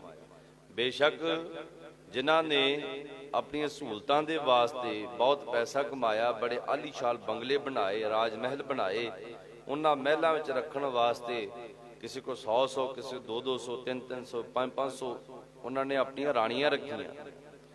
ਬੇਸ਼ੱਕ ਕਹਿੰਦੇ ਸਾਡੇ ਕੋਲ ਸਾਰੀਆਂ ਸਹੂਲਤਾਂ ਹਨ, ਜਤ ਦੇਖੋ ਤਤ ਦੁੱਖ ਕੀ ਰਾਸੀ। ਜਿੱਧਰ ਕਿੱਧਰ ਵੀ ਦੇਖਦਾ ਮਹਾਰਾਜ, ਉਧਰ ਉਹਨਾਂ ਨੇ ਦੁੱਖ ਹੀ ਕਮਾਇਆ, ਸੁੱਖ ਕਿਸੇ ਨੇ ਕਮਾਏ। ਸੁੱਖਾਂ ਦੀ ਪੂੰਜੀ ਇਕੱਠੀ ਨਹੀਂ ਕੀਤੀ, ਦੁੱਖਾਂ ਦੀ ਪੂੰਜੀ ਇਕੱਠੀ ਕੀਤੀ ਹੈ। ਦੁੱਖ ਹੀ ਇਕੱਠੇ ਕਰਕੇ ਬੈਠੇ ਨੇ, ਬੇਸ਼ੱਕ ਉਹ ਕਰੋੜਾਂਪਤੀ ਹੋਣ, ਅਰਬਾਂਪਤੀ ਹੋਣ। ਅਜਉ ਨਾ ਪਤੀ ਆਏ ਨਿਗਮ ਭਏ ਸਾਖੀ। ਅਜਉ ਦਾ ਅਰਥ ਹੁੰਦਾ ਹੈ ਅਜੇ ਵੀ। ਇਹਨਾਂ ਜੀਵਾਂ ਦਾ ਮਨ, ਸਾਡੇ ਜੀਵਾਂ ਦਾ ਮਨ ਮਹਾਰਾਜ ਵਿਕਾਰਾਂ ਵੱਲੋਂ ਭਰਦਾ ਨਹੀਂ। ਪਤਾ ਹੈ ਕਿ ਇਹਨਾਂ ਵਿਕਾਰਾਂ ਵਿੱਚ ਦੁੱਖ ਹੀ ਦੁੱਖ ਹੈ, ਸੁੱਖ ਕੋਈ ਨਹੀਂ। ਇਹਨਾਂ ਵਿਕਾਰਾਂ ਵਿੱਚ ਪੈਣ ਦੇ ਨਾਲ ਬਿਮਾਰੀਆਂ ਲੱਗਣਗੀਆਂ, ਦੁਖੀ ਹੋਣਾ ਪਵੇਗਾ, ਸੁਖੀ ਨਹੀਂ। ਪਰ ਫਿਰ ਵੀ ਇਹ ਮਨ ਪਤੀਜਦਾ ਨਹੀਂ, ਖੁਸ਼ ਨਹੀਂ ਹੁੰਦਾ, ਰੱਜਦਾ ਨਹੀਂ, ਅਜੇ ਵੀ ਮੰਨਦਾ ਨਹੀਂ, ਇਹਨਾਂ ਤੋਂ ਪਿੱਛੇ ਨਹੀਂ ਹਟਦਾ। ਨਿਗਮ ਪੈ ਸਾਖੀ, ਇਹ ਉਦਾਹਰਣ ਬਹੁਤ ਵੱਡੀ ਵੇਦਾਂ ਦੇ ਵਿੱਚ ਲਿਖੀ ਹੋਈ ਹੈ, ਸ਼ਾਸਤਰਾਂ ਦੇ ਵਿੱਚ ਲਿਖੀ ਹੋਈ ਹੈ, ਧਾਰਮਿਕ ਗ੍ਰੰਥਾਂ ਵਿੱਚ ਇਹ ਉਦਾਹਰਨਾਂ ਮਿਲਦੀਆਂ ਹਨ ਕਿ ਜਿਨ੍ਹਾਂ ਨੇ ਵਿਕਾਰਾਂ ਨੂੰ ਆਪਣਾ ਮਿੱਤਰ ਬਣਾਇਆ ਉਹ ਕਦੇ ਸੁਖੀ ਨਹੀਂ ਹੋ ਸਕੇ, ਦੁਖੀ ਹੋਏ। ਅੱਗੇ ਉਦਾਹਰਣ ਦਿੰਦੇ ਹਨ ਕਿ ਵੱਡੇ ਵੱਡੇ ਰਿਸ਼ੀਆਂ ਮੁਨੀਆਂ ਦੀਆਂ ਜਾਂ ਦੇਵੀ ਦੇਵਤਿਆਂ ਦੀਆਂ, ਜਿਨ੍ਹਾਂ ਨੇ ਇਹਨਾਂ ਵਿਕਾਰਾਂ ਦੇ ਨਾਲ ਮਿੱਤਰਤਾ ਪਾਈ। ਸਭ ਤੋਂ ਪ੍ਰਚੰਡ ਵਿਕਾਰ ਕਿਹੜਾ ਹੈ? ਕਾਮ। ਕਾਮ ਦੇ ਕਰਕੇ ਜਿਨ੍ਹਾਂ ਨੇ ਦੁੱਖ ਪਾਇਆ। ਗੌਤਮ ਨਾਰ ਉਮਾਪਤ ਸੁਆਮੀ, ਇਹਨਾਂ ਸਾਰਿਆਂ ਦੇ ਨਾਮ ਜਦੋਂ ਲਵਾਂਗੇ ਤੇ ਇਹਨਾਂ ਦੇ ਨਾਲ ਕੱਲੀਆਂ ਕੱਲੀਆਂ ਸਾਖੀਆਂ ਜੁੜੀਆਂ ਹਨ, ਬਹੁਤ ਵੱਡੀਆਂ। ਆਪਾਂ ਉਧਰ ਨਹੀਂ ਜਾਣਾ ਕਿਉਂਕਿ ਆਪਾਂ ਸ਼ਬਦ ਵਿਚਾਰ ਕਰ ਰਹੇ ਹਾਂ ਸਰਲ ਅਰਥਾਂ ਦੇ ਵਿੱਚ। ਗੌਤਮ ਤਪਾ ਅਹਲਿਆ ਇਸਤਰੀ, ਤਿਸ ਦੇਖ ਇੰਦਰ ਲੁਭਾਇਆ, ਸਹਿਸ ਸਰੀਰ ਚਿਹਨ ਭਗ ਹੋਏ, ਤਾ ਮਨ ਪਛੋਤਾਇਆ। ਗੌਤਮ ਰਿਖੀ ਹੋਇਆ, ਉਹਦੀ ਪਤਨੀ ਅਹਲਿਆ, ਜਿਸ ਨੂੰ ਦੇਖ ਕਰਕੇ ਇੰਦਰ ਲੁਭਾਏਮਾਨ ਹੋ ਗਿਆ, ਬੜਾ ਹੀ ਕਾਮੀ ਹੋ ਗਿਆ, ਉਸਨੇ ਵਿਕਾਰ ਭੋਗਿਆ ਤੇ ਉਸ ਨੂੰ ਸ਼ਰਾਬ ਮਿਲਿਆ। ਐਸਾ ਸ਼ਰਾਬ ਮਿਲਿਆ ਕਿ ਕਿਸੇ ਨੂੰ ਮੂੰਹ ਦਿਖਾਣ ਜੋਗਾ ਨਹੀਂ ਹੋਇਆ। ਗੌਤਮ ਨਾਰ ਉਮਾਪਤ ਸੁਆਮੀ, ਉਮਾਪਤ ਦਾ ਅਰਥ ਹੁੰਦਾ ਪਾਰਵਤੀ ਦਾ ਪਤੀ ਸ਼ਿਵ। ਫਿਰ ਕਹਿੰਦੇ ਸੀਸ ਧਰਨ ਸਹਿਜ ਭਗਗਾਮੀ, ਤੇ ਚੰਦਰਮਾ ਦੇ ਸਹਿਯੋਗ ਦੇ ਨਾਲ ਇੰਦਰ ਨੇ ਜਿਹੜਾ ਵਿਕਾਰ ਭੋਗਿਆ ਤੇ ਉਹਦੇ ਕਰਕੇ ਉਹਨੂੰ ਆਪਣਾ ਮੂੰਹ ਲੁਕਾਉਣਾ ਪਿਆ ਤੇ ਛੱਪੜ ਵਿੱਚ ਲੁੱਕ ਕੇ ਰਹਿਣਾ ਪਿਆ। ਉਸਨੂੰ ਚਿੱਕੜ ਦੇ ਵਿੱਚ, ਕਮਲ ਦੇ ਫੁੱਲਾਂ ਵਿੱਚ ਲੁੱਕ ਕੇ ਬੈਠਾ ਰਹਿਣਾ ਪਿਆ ਜਦੋਂ ਤੱਕ ਸ਼ਰਾਬ ਨਹੀਂ ਖਤਮ ਹੋਇਆ। ਉਸਨੂੰ ਚੰਦਰਮਾ ਦੇ ਨਾਲ ਮਿਲ ਕਰਕੇ ਇੰਦਰ ਨੇ ਵਿਕਾਰ ਭੋਗਿਆ, ਇੰਦਰ ਕਲੰਕੀ ਹੋਇਆ ਤੇ ਉਸਨੇ ਐਸੀ ਸਤੀ ਇਸਤਰੀ ਦਾ ਸਤ ਭੰਗ ਕੀਤਾ। ਗੌਤਮ ਨਾਰ ਦੀ ਇਸਤਰੀ ਅਹਲਿਆ ਦਾ, ਜਿਹੜੀ ਬੜੀ ਸਤੀ ਸੀ, ਪਤੀ ਵਰਤਾ ਚ ਪੱਕੀ ਸੀ, ਉਸ ਨੂੰ ਕਲੰਕੀ ਕਰਕੇ ਆਪ ਕਲੰਕ ਖੱਟਿਆ ਹੈ। ਗੌਤਮ ਨਾਰ ਉਮਾਪਤ ਸੁਆਮੀ, ਸੀਸ ਧਰਨ ਸਹਿਸ ਭਗਗਾਮੀ। ਇਹਨਾਂ ਨੇ ਵਿਕਾਰ ਦੇ ਕਰਕੇ, ਇੱਕ ਕਾਮ ਦੇ ਕਰਕੇ ਐਸਾ ਦੁੱਖ ਭੋਗਿਆ ਤੇ ਇਹਨਾਂ ਦੀ ਰਹਿੰਦੀ ਦੁਨੀਆ ਤੱਕ ਵੇਦ ਆਪ ਗਵਾਹੀ ਭਰਦੇ ਹਨ। ਨਿਗਮ ਪੈ ਸਾਖੀ, ਉਹਨਾਂ ਦੇ ਧਰਮੀ ਗ੍ਰੰਥ, ਉਹਨਾਂ ਦੇ ਧਰਮ ਗ੍ਰੰਥ ਹੀ ਸਾਨੂੰ ਉਦਾਹਰਨਾਂ ਦੇ ਕੇ ਦੱਸਦੇ ਕਿ ਭਾਈ ਜਿਨ੍ਹਾਂ ਨੇ ਵਿਕਾਰਾਂ ਨੂੰ ਆਪਣਾ ਮਿੱਤਰ ਬਣਾਇਆ, ਉਹਨਾਂ ਦਾ ਮੂੰਹ ਕਲੰਕਾਂ ਦੇ ਨਾਲ ਭਰ ਗਿਆ ਤੇ ਦੁੱਖ ਪਾਏ ਉਸੇ। ਇਨ ਦੂਤਨ ਖਲ ਬਦ ਕਰ ਮਾਰਿਓ, ਇਹਨਾਂ ਦੂਤਾਂ ਨੇ, ਪੰਜ ਵਿਕਾਰਾਂ ਨੇ, ਇਹਨਾਂ ਚੋਰਾਂ ਨੇ, ਇਹਨਾਂ ਡਾਕੂਆਂ ਨੇ ਜਿੱਥੇ ਜਿੱਥੇ ਵੀ ਡਾਕਾ ਮਾਰਿਆ, ਜਿੱਥੇ ਜਿੱਥੇ ਵੀ ਚੋਰੀ ਕੀਤੀ ਹੈ, ਉਹਨਾਂ ਮੂਰਖਾਂ ਨੂੰ ਐਸਾ, ਉਹਨਾਂ ਮੂਰਖ ਲੋਕਾਂ ਨੂੰ, ਜਿਨ੍ਹਾਂ ਲੋਕਾਂ ਨੇ ਵਿਕਾਰਾਂ ਨੂੰ ਮਿੱਤਰ ਬਣਾਇਆ, ਇਹ ਉਹਨਾਂ ਨੂੰ ਆਪਣਾ ਮਿੱਤਰ ਬਣਾ ਕੇ ਪਹਿਲਾਂ, ਫਿਰ ਉਹਨਾਂ ਨੂੰ ਮੂਰਖ ਬਣਾ ਕੇ ਬੁਰੀ ਤਰ੍ਹਾਂ ਉਹਨਾਂ ਨੂੰ ਮਾਰ ਪਵਾਉਂਦੇ ਹਨ, ਬੁਰੀ ਤਰ੍ਹਾਂ ਉਹਨਾਂ ਨੂੰ ਜਲੀਲ ਕਰਾਉਂਦੇ ਹਨ। ਪਹਿਲਾਂ ਮਿੱਤਰ ਬਣਾ ਲੈਂਦੇ, ਫਿਰ ਉਹਨਾਂ ਨੂੰ ਜਲੀਲ ਕਰਾਉਂਦੇ ਹਨ। ਇਨ ਦੂਤਨ ਖਲ ਬਦ ਕਰ ਮਾਰਿਓ। ਵਾਹਿਗੁਰੂ ਜੀ, ਸਾਨੂੰ ਜੀਵਾਂ ਨੂੰ ਇਹਨਾਂ ਦੂਤਾਂ ਨੇ ਬੜੀ ਬੁਰੀ ਤਰ੍ਹਾਂ ਬੰਨਿਆ ਹੈ ਆਪਣੇ ਵਿੱਚ, ਅਸੀਂ ਇਹਨਾਂ ਨੂੰ ਛੱਡ ਨਹੀਂ ਸਕਦੇ। ਵੱਡੋ ਨਿਲਾਜ ਅਜਹੂ ਨਹੀਂ ਹਾਰਿਓ, ਪਰ ਅਸੀਂ ਜੀ ਮਹਾਰਾਜ ਕਲਯੁਗੀ ਜੀ ਬੜੇ ਬੇਸ਼ਰਮ ਹਾਂ। ਨਿਲਾਜ, ਬੜੇ ਬੇਸ਼ਰਮ ਹਾਂ ਮਹਾਰਾਜ, ਅਜੇ ਵੀ ਅਸੀਂ ਇਹਨਾਂ ਨੂੰ ਛੱਡਦੇ ਨਹੀਂ, ਇਹਨਾਂ ਤੋਂ ਬਚਣ ਦਾ ਕੋਈ ਢੰਗ ਤਰੀਕਾ ਲੱਭਦੇ ਨਹੀਂ, ਇਹਨਾਂ ਤੋਂ ਬਚਣ ਦਾ ਕੋਈ ਹੀਲਾ ਵਸੀਲਾ ਨਹੀਂ ਕਰਦੇ, ਅਜੇ ਵੀ ਮੁੜਦੇ ਨਹੀਂ। ਦੇਖੋ ਅੱਗੇ ਰਵਿਦਾਸ ਮਹਾਰਾਜ ਸਾਨੂੰ ਕੀ ਕਹਿਣਗੇ, ਕੀ ਉਪਦੇਸ਼ ਦੇਣਗੇ। ਕਹਿ ਰਵਿਦਾਸ ਕਹਾ ਕੈਸੇ ਕੀਜੈ। ਹੇ ਰਵਿਦਾਸ ਮਹਾਰਾਜ ਕਹਿੰਦੇ ਭਾਈ ਕੀ ਕੀਤਾ ਜਾਵੇ, ਫਿਰ ਕਿਹੜਾ ਢੰਗ ਵਰਤਿਆ ਜਾਵੇ, ਕਿਸ ਉਦਮ ਦੇ ਨਾਲ ਇਹਨਾਂ ਵਿਕਾਰਾਂ ਤੋਂ ਬਚਿਆ ਜਾਵੇ। ਜੇ ਕੋਈ ਕਹੇ ਕਿ ਦੇਵੀ ਦੇਵਤਿਆਂ ਦੇ ਕੋਲ ਜਾ ਕਰਕੇ ਇਹਨਾਂ ਤੋਂ ਬਚਿਆ ਜਾ ਸਕਦਾ, ਉਹ ਤਾਂ ਵਿਚਾਰੇ ਆਪ ਕਲੰਕ ਖੱਟ ਕੇ ਬੈਠੇ, ਉਹਨਾਂ ਨੇ ਤਾਂ ਆਪ ਇਹਦੇ ਵਿੱਚ ਫਸ ਕਰਕੇ ਕਾਮ ਕਰੋ ਲੋਭ ਮੋਹ ਹੰਕਾਰ ਚ ਪੈ ਕਰਕੇ ਆਪਣੇ ਜੀਵਨ ਨੂੰ ਕਲੰਕੀ ਕੀਤਾ ਹੈ, ਜਪਤਾ ਭੰਗ ਕੀਤਾ ਹੈ। ਉਹਨਾਂ ਤੋਂ ਨਹੀਂ ਇਹ ਨਾਸ ਹੋ ਸਕਦੇ। ਅੱਗੇ ਕਹਿੰਦੇ ਹਨ, ਕਹਿ ਰਵਿਦਾਸ ਕਹਾ ਕੈਸੇ ਕੀਜੈ, ਬਿਨ ਰਘੁਨਾਥ ਸਰਨ ਕਾ ਕੀ ਲੀਜੈ। ਰਘੂ ਦਾ ਅਰਥ ਹੁੰਦਾ ਹੈ ਰਘੂ ਵੰਸ਼ ਦੇ ਨਾਥ ਜਿਹੜੇ ਹਨ, ਰਾਮਚੰਦਰ ਜੀ ਨੂੰ ਕਿਹਾ ਜਾਂਦਾ ਸੀ। ਪਰ ਇੱਥੇ ਰਵਿਦਾਸ ਮਹਾਰਾਜ ਜੀ ਉਸ ਪਰਿਪੂਰਨ ਪਰਮਾਤਮਾ ਦੇ ਉਪਾਸ਼ਕ ਹਨ, ਕਿਸੇ ਕ੍ਰਿਸ਼ਨ ਦੇ ਨਹੀਂ, ਕਿਸੇ ਰਾਮਚੰਦਰ ਦੇ ਨਹੀਂ, ਕਿਸੇ ਦੇਵੀ ਦੇਵਤੇ ਦੇ ਨਹੀਂ। ਇੱਕ ਜਗ੍ਹਾ ਇੱਕ ਵਿਦਵਾਨ ਨੇ ਅਰਥ ਕੀਤੇ ਹਨ, ਰਘੂਨਾਥ ਦਾ ਅਰਥ ਹੁੰਦਾ ਹੈ ਰਗੂ ਦਾ ਅਰਥ ਹੁੰਦਾ ਰਗਾਂ, ਸਾਡੀਆਂ ਨਾੜਾਂ। ਇਹਨਾਂ ਨੂੰ ਚਲਾਉਣ ਵਾਲਾ, ਇਹਨਾਂ ਵਿੱਚ ਜਾਨ ਭਰਨ ਵਾਲਾ, ਇਹਨਾਂ ਵਿੱਚ ਖੂਨ ਦੀ ਗਰਦਿਸ਼ ਨੂੰ ਕਰਨ ਵਾਲਾ ਨਾਥ ਮਾਲਕ, ਇਹਨਾਂ ਨੂੰ ਸੰਭਾਲਣ ਵਾਲਾ ਰਘੂਨਾਥ, ਰਘਨਾਥ ਜਿਹਨੂੰ ਕਹਿੰਦੇ ਹਨ। ਉਹਦੀ ਸ਼ਰਨ ਤੋਂ ਬਿਨਾਂ ਭਾਈ ਹੋਰ ਕਿਹਦੀ ਸ਼ਰਨ ਲਈਏ, ਕਿਉਂਕਿ ਉਹਦੇ ਸਦਰਸ ਕੋਈ ਨਹੀਂ ਹੈ, ਉਹਦੇ ਬਰਾਬਰ ਕੋਈ ਨਹੀਂ ਹੈ, ਉਹਦੀ ਬਰਾਬਰੀ ਕਰਨ ਵਾਲਾ, ਉਹਦੇ ਵਰਗਾ ਬਖਸ਼ਣਹਾਰ ਕੋਈ ਨਹੀਂ ਹੈ। ਵੱਡੇ ਵੱਡੇ ਕਾਮੀਆਂ ਨੂੰ, ਵੱਡੇ ਵੱਡੇ ਵਿਕਾਰੀਆਂ ਨੂੰ ਉਸ ਪਰਮਾਤਮਾ ਨੇ ਬਖਸ਼ਿਆ ਹੈ। ਵੱਡੇ ਵੱਡੇ ਵਿਕਾਰਾਂ ਨੂੰ ਭੋਗਣ ਵਾਲੇ, ਵੱਡੇ ਵੱਡੇ ਵਿਕਾਰੀਆਂ ਨੂੰ ਉਸ ਪਰਮਾਤਮਾ ਨੇ ਆਪਣੀ ਚਰਨੀ ਲਾਇਆ। ਇਸ ਕਰਕੇ ਉਸ ਤੋਂ ਬਿਨਾਂ ਹੋਰ ਕਿਸੇ ਦੀ ਸ਼ਰਨ ਵਿੱਚ ਜਾਣਾ ਬੜੀ ਵੱਡੀ ਬੇਵਕੂਫੀ ਹੋਵੇਗੀ, ਬੜੀ ਵੱਡੀ ਨਾਸਮਝੀ ਹੋਵੇਗੀ। ਉਸ ਦੀ ਸ਼ਰਨ ਤੋਂ ਬਿਨਾਂ ਹੋਰ ਕਿਤੇ ਨਹੀਂ ਜਾਣਾ ਚਾਹੀਦਾ। ਮੈਂ ਤਾਂ ਉਸ ਪਰਮਾਤਮਾ ਦੀ ਸ਼ਰਨ ਵਿੱਚ ਡਿੱਗਿਆ ਹਾਂ।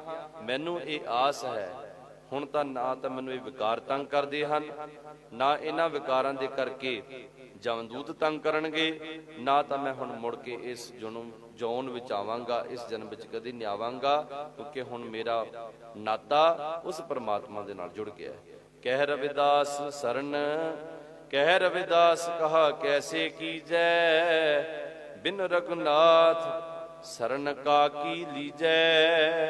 ਆਖੋ ਸਤਨਾਮ ਸ੍ਰੀ ਵਾਹਿਗੁਰੂ। ਇੱਥੇ ਤੱਕ ਜੈਤ ਸ੍ਰੀ ਰਾਗ ਤੱਕ ਮਹਾਰਾਜ ਦੇ ਸ਼ਬਦਾਂ ਦੀ ਵਿਚਾਰ ਹੋ ਗਈ। ਤਕਰੀਬਨ 23, 24 ਜਾਂ 25 ਸ਼ਬਦ ਹੋ ਗਏ ਹਨ। ਆਪਾਂ ਕੋਸ਼ਿਸ਼ ਕਰਾਂਗੇ ਬਾਕੀ ਸ਼ਬਦਾਂ ਨੂੰ ਇਸੇ ਤਰ੍ਹਾਂ ਸਰਲ ਅਰਥਾਂ ਦੇ ਵਿੱਚ ਸਹਿਜੇ ਸਹਿਜੇ ਵਿਚਾਰਨ ਦੀ ਕੋਸ਼ਿਸ਼ ਕਰਾਂਗੇ। ਅੱਜ ਸ੍ਰੀ ਅਖੰਡ ਪਾਠ ਸਾਹਿਬ ਪ੍ਰਾਰੰਭ ਹੋ ਜਾਣਗੇ, ਫਿਰ ਅਗਲੇ ਦੀਵਾਨਾਂ ਵਿੱਚ ਇਹਨਾਂ ਸ਼ਬਦਾਂ ਦੀ ਵਿਚਾਰ ਕਰਾਂਗੇ ਜੀ। ਹੋਈਆਂ ਭੁੱਲਾਂ ਚੁੱਕਾਂ ਦੀ ਖਿਮਾ, ਸਤਿਗੁਰੂ ਜੀ ਕਿਰਪਾ ਕਰਨ, ਬਖਸ਼ਿਸ਼ ਕਰਨ, ਰਹਿਮਤ ਕਰਨ, ਸਾਡੇ ਤੇ ਨਾਮ ਦੀ ਦਾਤ, ਗੁਰਸਿੱਖੀ ਜੀਵਨ ਦੀ ਦਾਤ ਬਖਸ਼ਿਸ਼ ਕਰਨ ਜੀ। ਆਓ ਹੁਣ ਆਨੰਦ ਸਾਹਿਬ ਦਾ ਜਾਪ ਉਪਰੰਤ ਖਿਮਾ ਦੇ ਜਾਚ ਕਰਾਂਗੇ। ਰਵਿਦਾਸ ਮਹਾਰਾਜ ਜੀ ਦੀ ਬਾਣੀ ਨੂੰ ਆਰੰਭ ਕਰੀਏ। ਸੂਹੀ ਰਾਗ ਦੇ ਵਿੱਚ ਜਿਹੜਾ ਸ਼ਬਦ ਹੈ ਭਗਤ ਰਵਿਦਾਸ ਮਹਾਰਾਜ ਜੀ ਦਾ, ਤਿੰਨਾਂ ਸ਼ਬਦਾਂ 'ਚੋਂ ਕੋਸ਼ਿਸ਼ ਕਰਾਂਗੇ ਇੱਕ ਜਾਂ ਦੋ ਸ਼ਬਦਾਂ ਵਿਚਾਰਾਂਗੇ। ਰਾਗ ਸੂਹੀ ਬਾਣੀ ਸ਼੍ਰੀ ਰਵਿਦਾਸ ਜੀਓ ਕੀ, ਇੱਕ ਓੰਕਾਰ ਸਤਿਗੁਰ ਪ੍ਰਸਾਦ। ਇਸ ਸ਼ਬਦ ਦੇ ਵਿੱਚ ਭਗਤ ਰਵਿਦਾਸ ਜੀ ਇੱਕ ਪਤੀ ਵਰਤਾ, ਜਿਹੜੀ ਧਾਰਮਿਕ ਬਿਰਤੀ ਵਾਲੀ ਇਸਤਰੀ ਹੈ, ਜਿਹੜੀ ਆਪਣੇ ਪਤੀ ਨੂੰ ਪਿਆਰ ਕਰਨ ਵਾਲੀ ਇਸਤਰੀ ਹੈ, ਉਹਦੀ ਦ੍ਰਿਸ਼ਟਾਂਤ ਦੇ ਕਰਕੇ, ਉਹਦੀ ਉਦਾਹਰਨ ਦੇ ਕਰਕੇ ਸਾਨੂੰ ਪਰਮਾਰਥ ਦਾ ਰਸਤਾ ਦੱਸਦੇ ਹਨ। ਪਰਮੇਸ਼ਰ ਦੇ ਘਰ ਦੇ ਮਿਲਾਪ ਦਾ ਦਰਸ਼ਨ ਦਾ ਸਾਨੂੰ ਉਪਦੇਸ਼ ਦਿੰਦੇ ਹਨ। ਸੂਹੀ ਰਾਗ ਹੈ, ਰਵਿਦਾਸ ਮਹਾਰਾਜ ਜੀ ਦੀ ਬਾਣੀ ਹੈ। ਇੱਕ ਓੰਕਾਰ ਸਤਿਗੁਰ ਪ੍ਰਸਾਦ। ਉਹ ਜਿਹੜਾ ਪਰਿਪੂਰਨ ਪਰਮਾਤਮਾ ਪਰਮੇਸ਼ਰ ਸਰਵ ਵਿਆਪਕ ਹੈ, ਸੱਚੇ ਗੁਰਾਂ ਦੀ ਕਿਰਪਾ ਸਦਕਾ ਉਸ ਦੀ ਪ੍ਰਾਪਤੀ ਹੋ ਸਕਦੀ ਹੈ। ਤੇ ਗੁਰੂ ਅਰਜਨ ਦੇਵ ਮਹਾਰਾਜ ਜੀ ਨੇ ਭਗਤ ਰਵਿਦਾਸ ਮਹਾਰਾਜ ਨੂੰ ਸਤਿਕਾਰ ਦਿੰਦਿਆਂ ਹੋਇਆਂ ਇੱਕ ਓੰਕਾਰ ਸਤਿਗੁਰ ਪ੍ਰਸਾਦ, ਇਹ ਮੂਲ ਮੰਤਰ ਜਿਹੜਾ ਹੈ, ਛੋਟਾ ਮੰਗਲਾਚਰਨ ਮਹਾਰਾਜ ਨੇ ਅੱਗੇ ਲਾਇਆ ਹੈ। ਸਹਿ ਕੀ ਸਾਰ ਸੁਹਾਗਣ ਜਾਣੈ, ਤਜ ਅਭਿਮਾਨ ਸੁਖ ਰਲੀਆਂ ਮਾਨੈ। ਸਹਿ ਦਾ ਅਰਥ ਹੁੰਦਾ ਹੈ ਪਤੀ ਪਰਮੇਸ਼ਰ। ਪਤੀ ਨੂੰ ਸਹਿ ਕਿਹਾ ਜਾਂਦਾ ਹੈ, ਸ਼ਹੁ ਕਿਹਾ ਜਾਂਦਾ ਹੈ। ਕਈ ਵਾਰ ਸੰਥਿਆ ਵਿੱਚ ਕਈ ਇੱਦਾਂ ਪੜ੍ਹਾ ਦਿੰਦੇ ਹਨ ਕਿ ਸੱਸਾ ਤੇ ਹਾਹ ਸਹ ਜਾਂ ਸਾਹਾ, ਸਾਹਾ ਨਹੀਂ ਬਣਦਾ, ਇਹ ਸਹਿ ਹੈ। ਸੱਸਾ ਤੇ ਹਾਹ ਮੁਕਤਾ ਸਹਿ। ਸਹਿ ਦਾ ਅਰਥ ਹੁੰਦਾ ਪਤੀ। ਪਤੀ ਦੀ ਜਿਹੜੀ ਕਦਰ ਕੀਮਤ ਹੈ, ਪਤੀ ਦੇ ਪਿਆਰ ਦੀ ਜਿਹੜੀ ਕੀਮਤ ਹੈ, ਉਹ ਤਾਂ ਸੁਹਾਗਣ ਇਸਤਰੀ ਹੀ ਜਾਣ ਸਕਦੀ ਹੈ। ਜਿਸ ਇਸਤਰੀ ਨੂੰ ਮਾਇਕੀ ਪਦਾਰਥਾਂ ਦਾ ਮੋਹ ਹੈ, ਭਾਵ ਕਿ ਦੁਨਿਆਵੀ ਪਦਾਰਥਾਂ ਦਾ ਮੋਹ ਹੈ, ਪਤੀ ਦੀ ਕੋਈ ਕਦਰ ਕੀਮਤ ਨਹੀਂ, ਉਹ ਪਤੀ ਦੀ ਖੁਸ਼ੀ ਨਹੀਂ ਮਾਣ ਸਕਦੀ। ਪਤੀ ਤੋਂ ਉਹ ਦੁਨੀਆ ਦੇ ਸੁੱਖ ਪ੍ਰਾਪਤ ਨਹੀਂ ਕਰ ਸਕਦੀ, ਪਰ ਉਹਨੂੰ ਦੁਨਿਆਵੀ ਸੁੱਖ ਤਾਂ ਪ੍ਰਾਪਤ ਹੋ ਸਕਦੇ ਨੇ, ਪਰ ਪਤੀ ਦੀ ਖੁਸ਼ੀ ਨਹੀਂ ਮਿਲ ਸਕਦੀ। ਸਹਿ ਕੀ ਸਾਰ ਸੁਹਾਗਣ ਜਾਣੈ, ਤਜ ਅਭਿਮਾਨ ਸੁਖ ਰਲੀਆਂ ਮਾਨੈ। ਤੇ ਆਪਣਾ ਅਭਿਮਾਨ, ਆਪਣਾ ਹੰਕਾਰ ਛੱਡ ਕਰਕੇ, ਮਾਣ ਛੱਡ ਕੇ, ਆਪਣੀ ਪ੍ਰਤਿਸ਼ਠਾ ਛੱਡ ਕੇ, ਆਪਣਤ ਛੱਡ ਕੇ ਉਹ ਸੁਖ ਰਲੀਆਂ ਮਾਣਦੀ ਹੈ, ਜਿਸ ਨੇ ਪਤੀ ਪਰਮੇਸ਼ਰ ਦੀ ਕਦਰ ਕੀਮਤ ਜਾਣੀ ਹੈ। ਅੱਗੇ ਕਹਿੰਦੇ ਹਨ, ਤਨ ਮਨ ਦੇ ਨਾ ਅੰਤਰ ਰਾਖੈ, ਅਵਰਾਂ ਦੇਖ ਨਾ ਸੁਣੈ ਅਪਾਖੈ। ਆਪਣਾ ਤਨ, ਆਪਣਾ ਮਨ, ਆਪਣਾ ਹਿਰਦਾ, ਆਪਣਾ ਸਾਰਾ ਜੀਵਨ ਉਸ ਪਤੀ ਨੂੰ ਸਮਰਪਿਤ ਕਰ ਦਿੰਦੀ ਹੈ ਤੇ ਆਪਣਾ ਤਨ ਵੀ ਆਪਣੇ ਕੋਲ ਨਹੀਂ ਰੱਖਦੀ। ਤਨ ਵੀ ਆਪਣੇ ਪਤੀ ਵਾਸਤੇ ਸਜਾਉਂਦੀ ਹੈ, ਮਨ ਨੂੰ ਵੀ ਪਤੀ ਦੇ ਅੱਗੇ ਭੇਂਟ ਕਰਦੀ ਕਿ ਜੋ ਤੁਸੀਂ ਕਹਿੰਦੇ ਹੋ ਮੈਂ ਤੁਹਾਡਾ ਹੁਕਮ ਮੰਨਣ ਵਾਸਤੇ ਤਿਆਰ ਹਾਂ। ਹਿਰਦੇ ਵਿੱਚ ਆਪਣੇ ਪਤੀ ਦਾ ਹੀ ਪਿਆਰ ਸਾਂਭ ਕੇ ਰੱਖਦੀ, ਕਿਸੇ ਹੋਰ ਨਾਲ ਪਤੀਆਂ ਦੀ ਗੱਲ ਨਹੀਂ ਕਰਦੀ। ਇਹ ਸੁਹਾਗਣ ਇਸਤਰੀ ਦੇ ਸ਼ੁਭ ਗੁਣ ਹਨ। ਕਿਸੇ ਦੇ ਪਤੀ ਦੀ ਗੱਲ ਆਪਣੇ ਹਿਰਦੇ ਵਿੱਚ ਉਹਦਾ ਗੁਣ ਹੋਵੇ, ਆਪਣੇ ਹਿਰਦੇ ਵਿੱਚ ਨਹੀਂ ਸਾਂਭ ਕੇ ਰੱਖਦੀ, ਜਾਂ ਆਪਣੀ ਜ਼ੁਬਾਨ ਦੇ ਨਾਲ ਕਿਸੇ ਦੇ ਪਤੀ ਦੀ ਉਸਤਤ ਨਹੀਂ ਕਰਦੀ, ਜਾਂ ਆਪਣੀ ਜ਼ੁਬਾਨ ਦੇ ਨਾਲ ਆਪਣੇ ਪਤੀ ਦੀ ਕਿਸੇ ਅੱਗੇ ਬੁਰਾਈ ਨਹੀਂ ਕਰਦੀ। ਇਹ ਸੁਹਾਗਣ ਇਸਤਰੀ ਦੀ ਨਿਸ਼ਾਨੀ ਹੈ। ਦੂਸਰਾ ਅਰਥ, ਸਹਿ ਕੀ ਸਾਰ ਸੁਹਾਗਣ ਜਾਣੈ, ਤਜ ਅਭਿਮਾਨ ਸੁਖ ਰਲੀਆਂ ਮਾਨੈ। ਭਗਤ ਜਨ ਮਹਾਤਮਾ ਰੂਪ ਜਿਹੜੇ ਸੁਹਾਗਣ ਰੂਪ ਹਨ, ਸੁਹਾਗਣ ਇਸਤਰੀਆਂ ਪਰਮਾਤਮਾ ਦੀਆਂ, ਮਹਾਤਮਾ ਜਨ ਜਿਹੜੇ ਬੰਦਗੀ ਕਰਨ ਵਾਲੇ ਭਗਤ ਹਨ, ਉਹ ਆਪਣੇ ਪਰਮੇਸ਼ਰ ਦੀ ਜਿਹੜੇ ਦਿੱਤੇ ਹੋਏ ਸੁੱਖ ਹਨ ਉਹਨਾਂ ਨੂੰ ਕਦੇ ਵੀ ਭੁਲਾਉਂਦੇ ਨਹੀਂ। ਉਹ ਆਪਣਾ ਤਨ ਅਤੇ ਮਨ ਆਪਣੇ ਪਰਮੇਸ਼ਰ ਦੇ ਅੱਗੇ ਭੇਂਟ ਕਰਦੇ ਨੇ ਤੇ ਹਿਰਦੇ ਵਿੱਚ ਉਸੇ ਨੂੰ ਵਸਾ ਲੈਂਦੇ। ਦੂਸਰੇ ਹੋਰ ਕਿਸੇ ਦੇਵੀ ਦੇਵਤੇ ਨੂੰ ਵਸਾਉਂਦੇ, ਆਪਣੀ ਜ਼ੁਬਾਨ ਦੇ ਨਾਲ ਕਿਸੇ ਦੇਵੀ ਦੇਵਤੇ ਦੀ ਦੇਵੀ ਜਾਂ ਦੇਵਤੇ ਦੀ ਉਸਤਤ ਨਹੀਂ ਕਰਦੇ। ਕਿਸੇ ਵੀ ਦੂਸਰੇ ਨੂੰ ਪਰਮਾਤਮਾ ਮੰਨ ਕੇ ਆਪਣੇ ਹਿਰਦੇ ਵਿੱਚ ਨਹੀਂ ਵਸਾਉਂਦੇ ਤੇ ਨਾ ਹੀ ਆਪਣੇ ਮੁਖ ਦੇ ਨਾਲ ਅਭਖ ਹੈ। ਕਦੇ ਵੀ ਆਪਣੇ ਪਰਮੇਸ਼ਰ ਦੀ ਨਿੰਦਿਆ ਨਹੀਂ ਕਰਦੇ, ਮਾੜਾ ਨਹੀਂ ਬੋਲਦੇ, ਤੇ ਕਦੇ ਵੀ ਦੂਸਰੇ ਧਰਮ ਦੇ ਕਿਸੇ ਵੀ ਦੇਵੀ ਦੇਵਤੇ ਨੂੰ ਮਾੜਾ ਨਹੀਂ ਬੋਲਦੇ, ਨਾ ਕਿਸੇ ਦੀ ਉਸਤਤ ਕਰਦੇ, ਨਾ ਕਿਸੇ ਦੀ ਨਿੰਦਿਆ ਕਰਦੇ। ਐਸਾ ਉਹਨਾਂ ਦਾ ਜੀਵਨ ਬਣ ਜਾਂਦਾ ਹੈ। ਇਹ ਭਗਤਾਂ ਦੀ ਨਿਸ਼ਾਨੀ ਹੈ, ਇਹ ਸੁਹਾਗਣ ਇਸਤਰੀਆਂ ਦੀ ਨਿਸ਼ਾਨੀ ਹੈ। ਸੋ ਕਤ ਜਾਣੈ ਪੀਰ ਪਰਾਈ, ਜਾਂ ਕੈ ਅੰਤਰ ਦਰਦ ਨਾ ਪਾਈ। ਉਹ ਮਹਾਤਮਾ ਰੂਪ ਜਿਹੜੀ ਸੁਹਾਗਣ ਇਸਤਰੀਆਂ ਹਨ, ਭਗਤ ਜਨ ਜਿਹੜੇ ਹਨ, ਜਿਨ੍ਹਾਂ ਨੂੰ ਪਰਮਾਤਮਾ ਰੂਪੀ ਸੁਹਾਗ ਮਿਲ ਗਿਆ ਹੈ, ਜਿਨ੍ਹਾਂ ਨੇ ਪਰਮਾਤਮਾ ਰੂਪੀ ਪਤੀ ਦੇ ਨਾਲ ਵਿਆਹ ਕਰਾ ਲਿਆ, ਉਹਨਾਂ ਦੀ ਆਤਮਾ ਉਸ ਪਰਮਾਤਮਾ ਦੇ ਨਾਲ ਵਿਆਹੀ ਗਈ ਹੈ। ਉਹ ਕਦੇ ਵੀ ਅਵਿਦਿਆ ਰੂਪੀ ਪੀੜ ਜਿਹੜੀ ਹੈ ਭਾਵ ਕਿ ਕਦੇ ਵੀ ਉਹਨਾਂ ਨੂੰ ਵਿਛੋੜਾ ਨਹੀਂ ਪੈਂਦਾ। ਵਿਛੋੜਾ ਉਹਨਾਂ ਦੇ ਜੀਵਨ ਵਿੱਚ ਕਦੇ ਦੇਖਣ ਨੂੰ ਮਿਲਦਾ ਹੀ ਨਹੀਂ। ਹਰ ਵੇਲੇ ਉਹਨਾਂ ਦਾ ਮਿਲਾਪ ਰਹਿੰਦਾ ਹੈ। ਆਪਾਂ ਨੂੰ ਜਿਵੇਂ ਇੱਕ ਦਿਨ ਦੇ ਵਿੱਚ ਘੱਟ ਤੇ ਘੱਟ ਇੱਕ ਦਿਨ ਦੇ ਵਿੱਚ 24,000 ਸਵਾਸ ਆਉਂਦੇ ਤੇ ਕਿਤੇ ਨਾ ਕਿਤੇ ਸਾਨੂੰ 1-2 ਮਿੰਟ ਪਰਮਾਤਮਾ ਦੀ ਯਾਦ ਆਉਂਦੀ ਹੈ। ਆਪਾਂ ਜਪ ਲੈਂਦੇ ਹਾਂ 2 ਮਿੰਟ ਵਾਸਤੇ, 1 ਮਿੰਟ ਵਾਸਤੇ, ਤੇ ਸਾਰਾ ਦਿਨ ਸਾਨੂੰ ਭੁੱਲਿਆ ਰਹਿੰਦਾ ਹੈ, ਸਾਰਾ ਦਿਨ ਸਾਨੂੰ ਯਾਦ ਨਹੀਂ ਆਉਂਦੀ। ਪਰ ਗੁਰਮੁਖਾਂ ਨੂੰ, ਭਗਤ ਜਨਾਂ ਨੂੰ, ਮਹਾਤਮਾ ਨੂੰ ਕਦੇ ਭੁੱਲਦਾ ਨਹੀਂ। ਵਿਛੋੜਾ ਉਹਨਾਂ ਦੇ ਜੀਵਨ ਦੇ ਵਿੱਚ ਕਦੇ ਹੁੰਦਾ ਨਹੀਂ, ਤੇ ਇਸ ਕਰਕੇ ਵਿਛੋੜੇ ਦਾ ਦਰਦ ਉਹਨਾਂ ਨੂੰ ਕਦੇ ਮਹਿਸੂਸ ਹੀ ਨਹੀਂ ਹੁੰਦਾ। ਕਦੇ ਵਿਛੋੜੇ ਦੀ ਪੀੜ ਉਹਨਾਂ ਨੂੰ ਤੰਗ ਨਹੀਂ ਕਰਦੀ। ਸੋ ਕਤ ਜਾਣੈ ਪੀਰ ਪਰਾਈ, ਉਹ ਕਦੇ ਵੀ ਪਰਾਈ ਪੀੜ, ਵਿਛੋੜੇ ਦਾ ਦੁੱਖ ਉਹਨਾਂ ਨੂੰ ਤੰਗ ਨਹੀਂ ਕਰਦਾ। ਸਦਾ ਹੀ ਉਹ ਮਿਲੇ ਰਹਿੰਦੇ ਹਨ, ਸਦਾ ਹੀ ਪਰਮੇਸ਼ਰ ਦੇ ਵਿੱਚ ਉਹ ਲਿਵ ਲੀਨ ਰਹਿੰਦੇ ਹਨ। ਰਹਾਓ ਵਿਸ਼ਰਾਮ ਦੇ ਕਰਕੇ ਸਤਿਗੁਰੂ ਜੀ ਅੱਗੇ ਕਹਿੰਦੇ ਹਨ, ਦੁਖੀ ਦੁਹਾਗਣ ਦੋਏ ਪਖ ਹੀਨੀ, ਜਿਨ ਨਾਹ ਨਿਰੰਤਰ ਭਗਤ ਨਾ ਕੀਨੀ। ਦੁਖੀ ਦੁਹਾਗਣ, ਇੱਕ ਸੁਹਾਗਣ ਹੁੰਦੀ ਜਿਹਨੇ ਆਪਣੇ ਪਤੀ ਦੀ ਖੁਸ਼ੀ ਪ੍ਰਾਪਤ ਕੀਤੀ ਹੈ।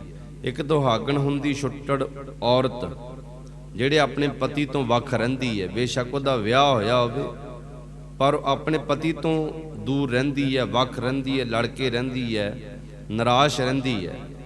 ਉਹ ਨਾ ਤਾਂ ਸਹੁਰੇ ਘਰ ਵਿੱਚ ਸੁਖੀ ਰਹਿ ਸਕਦੀ, ਨਾ ਪੇਕੇ ਘਰ ਵਿੱਚ ਸੁਖੀ ਰਹਿ ਸਕਦੀ ਹੈ।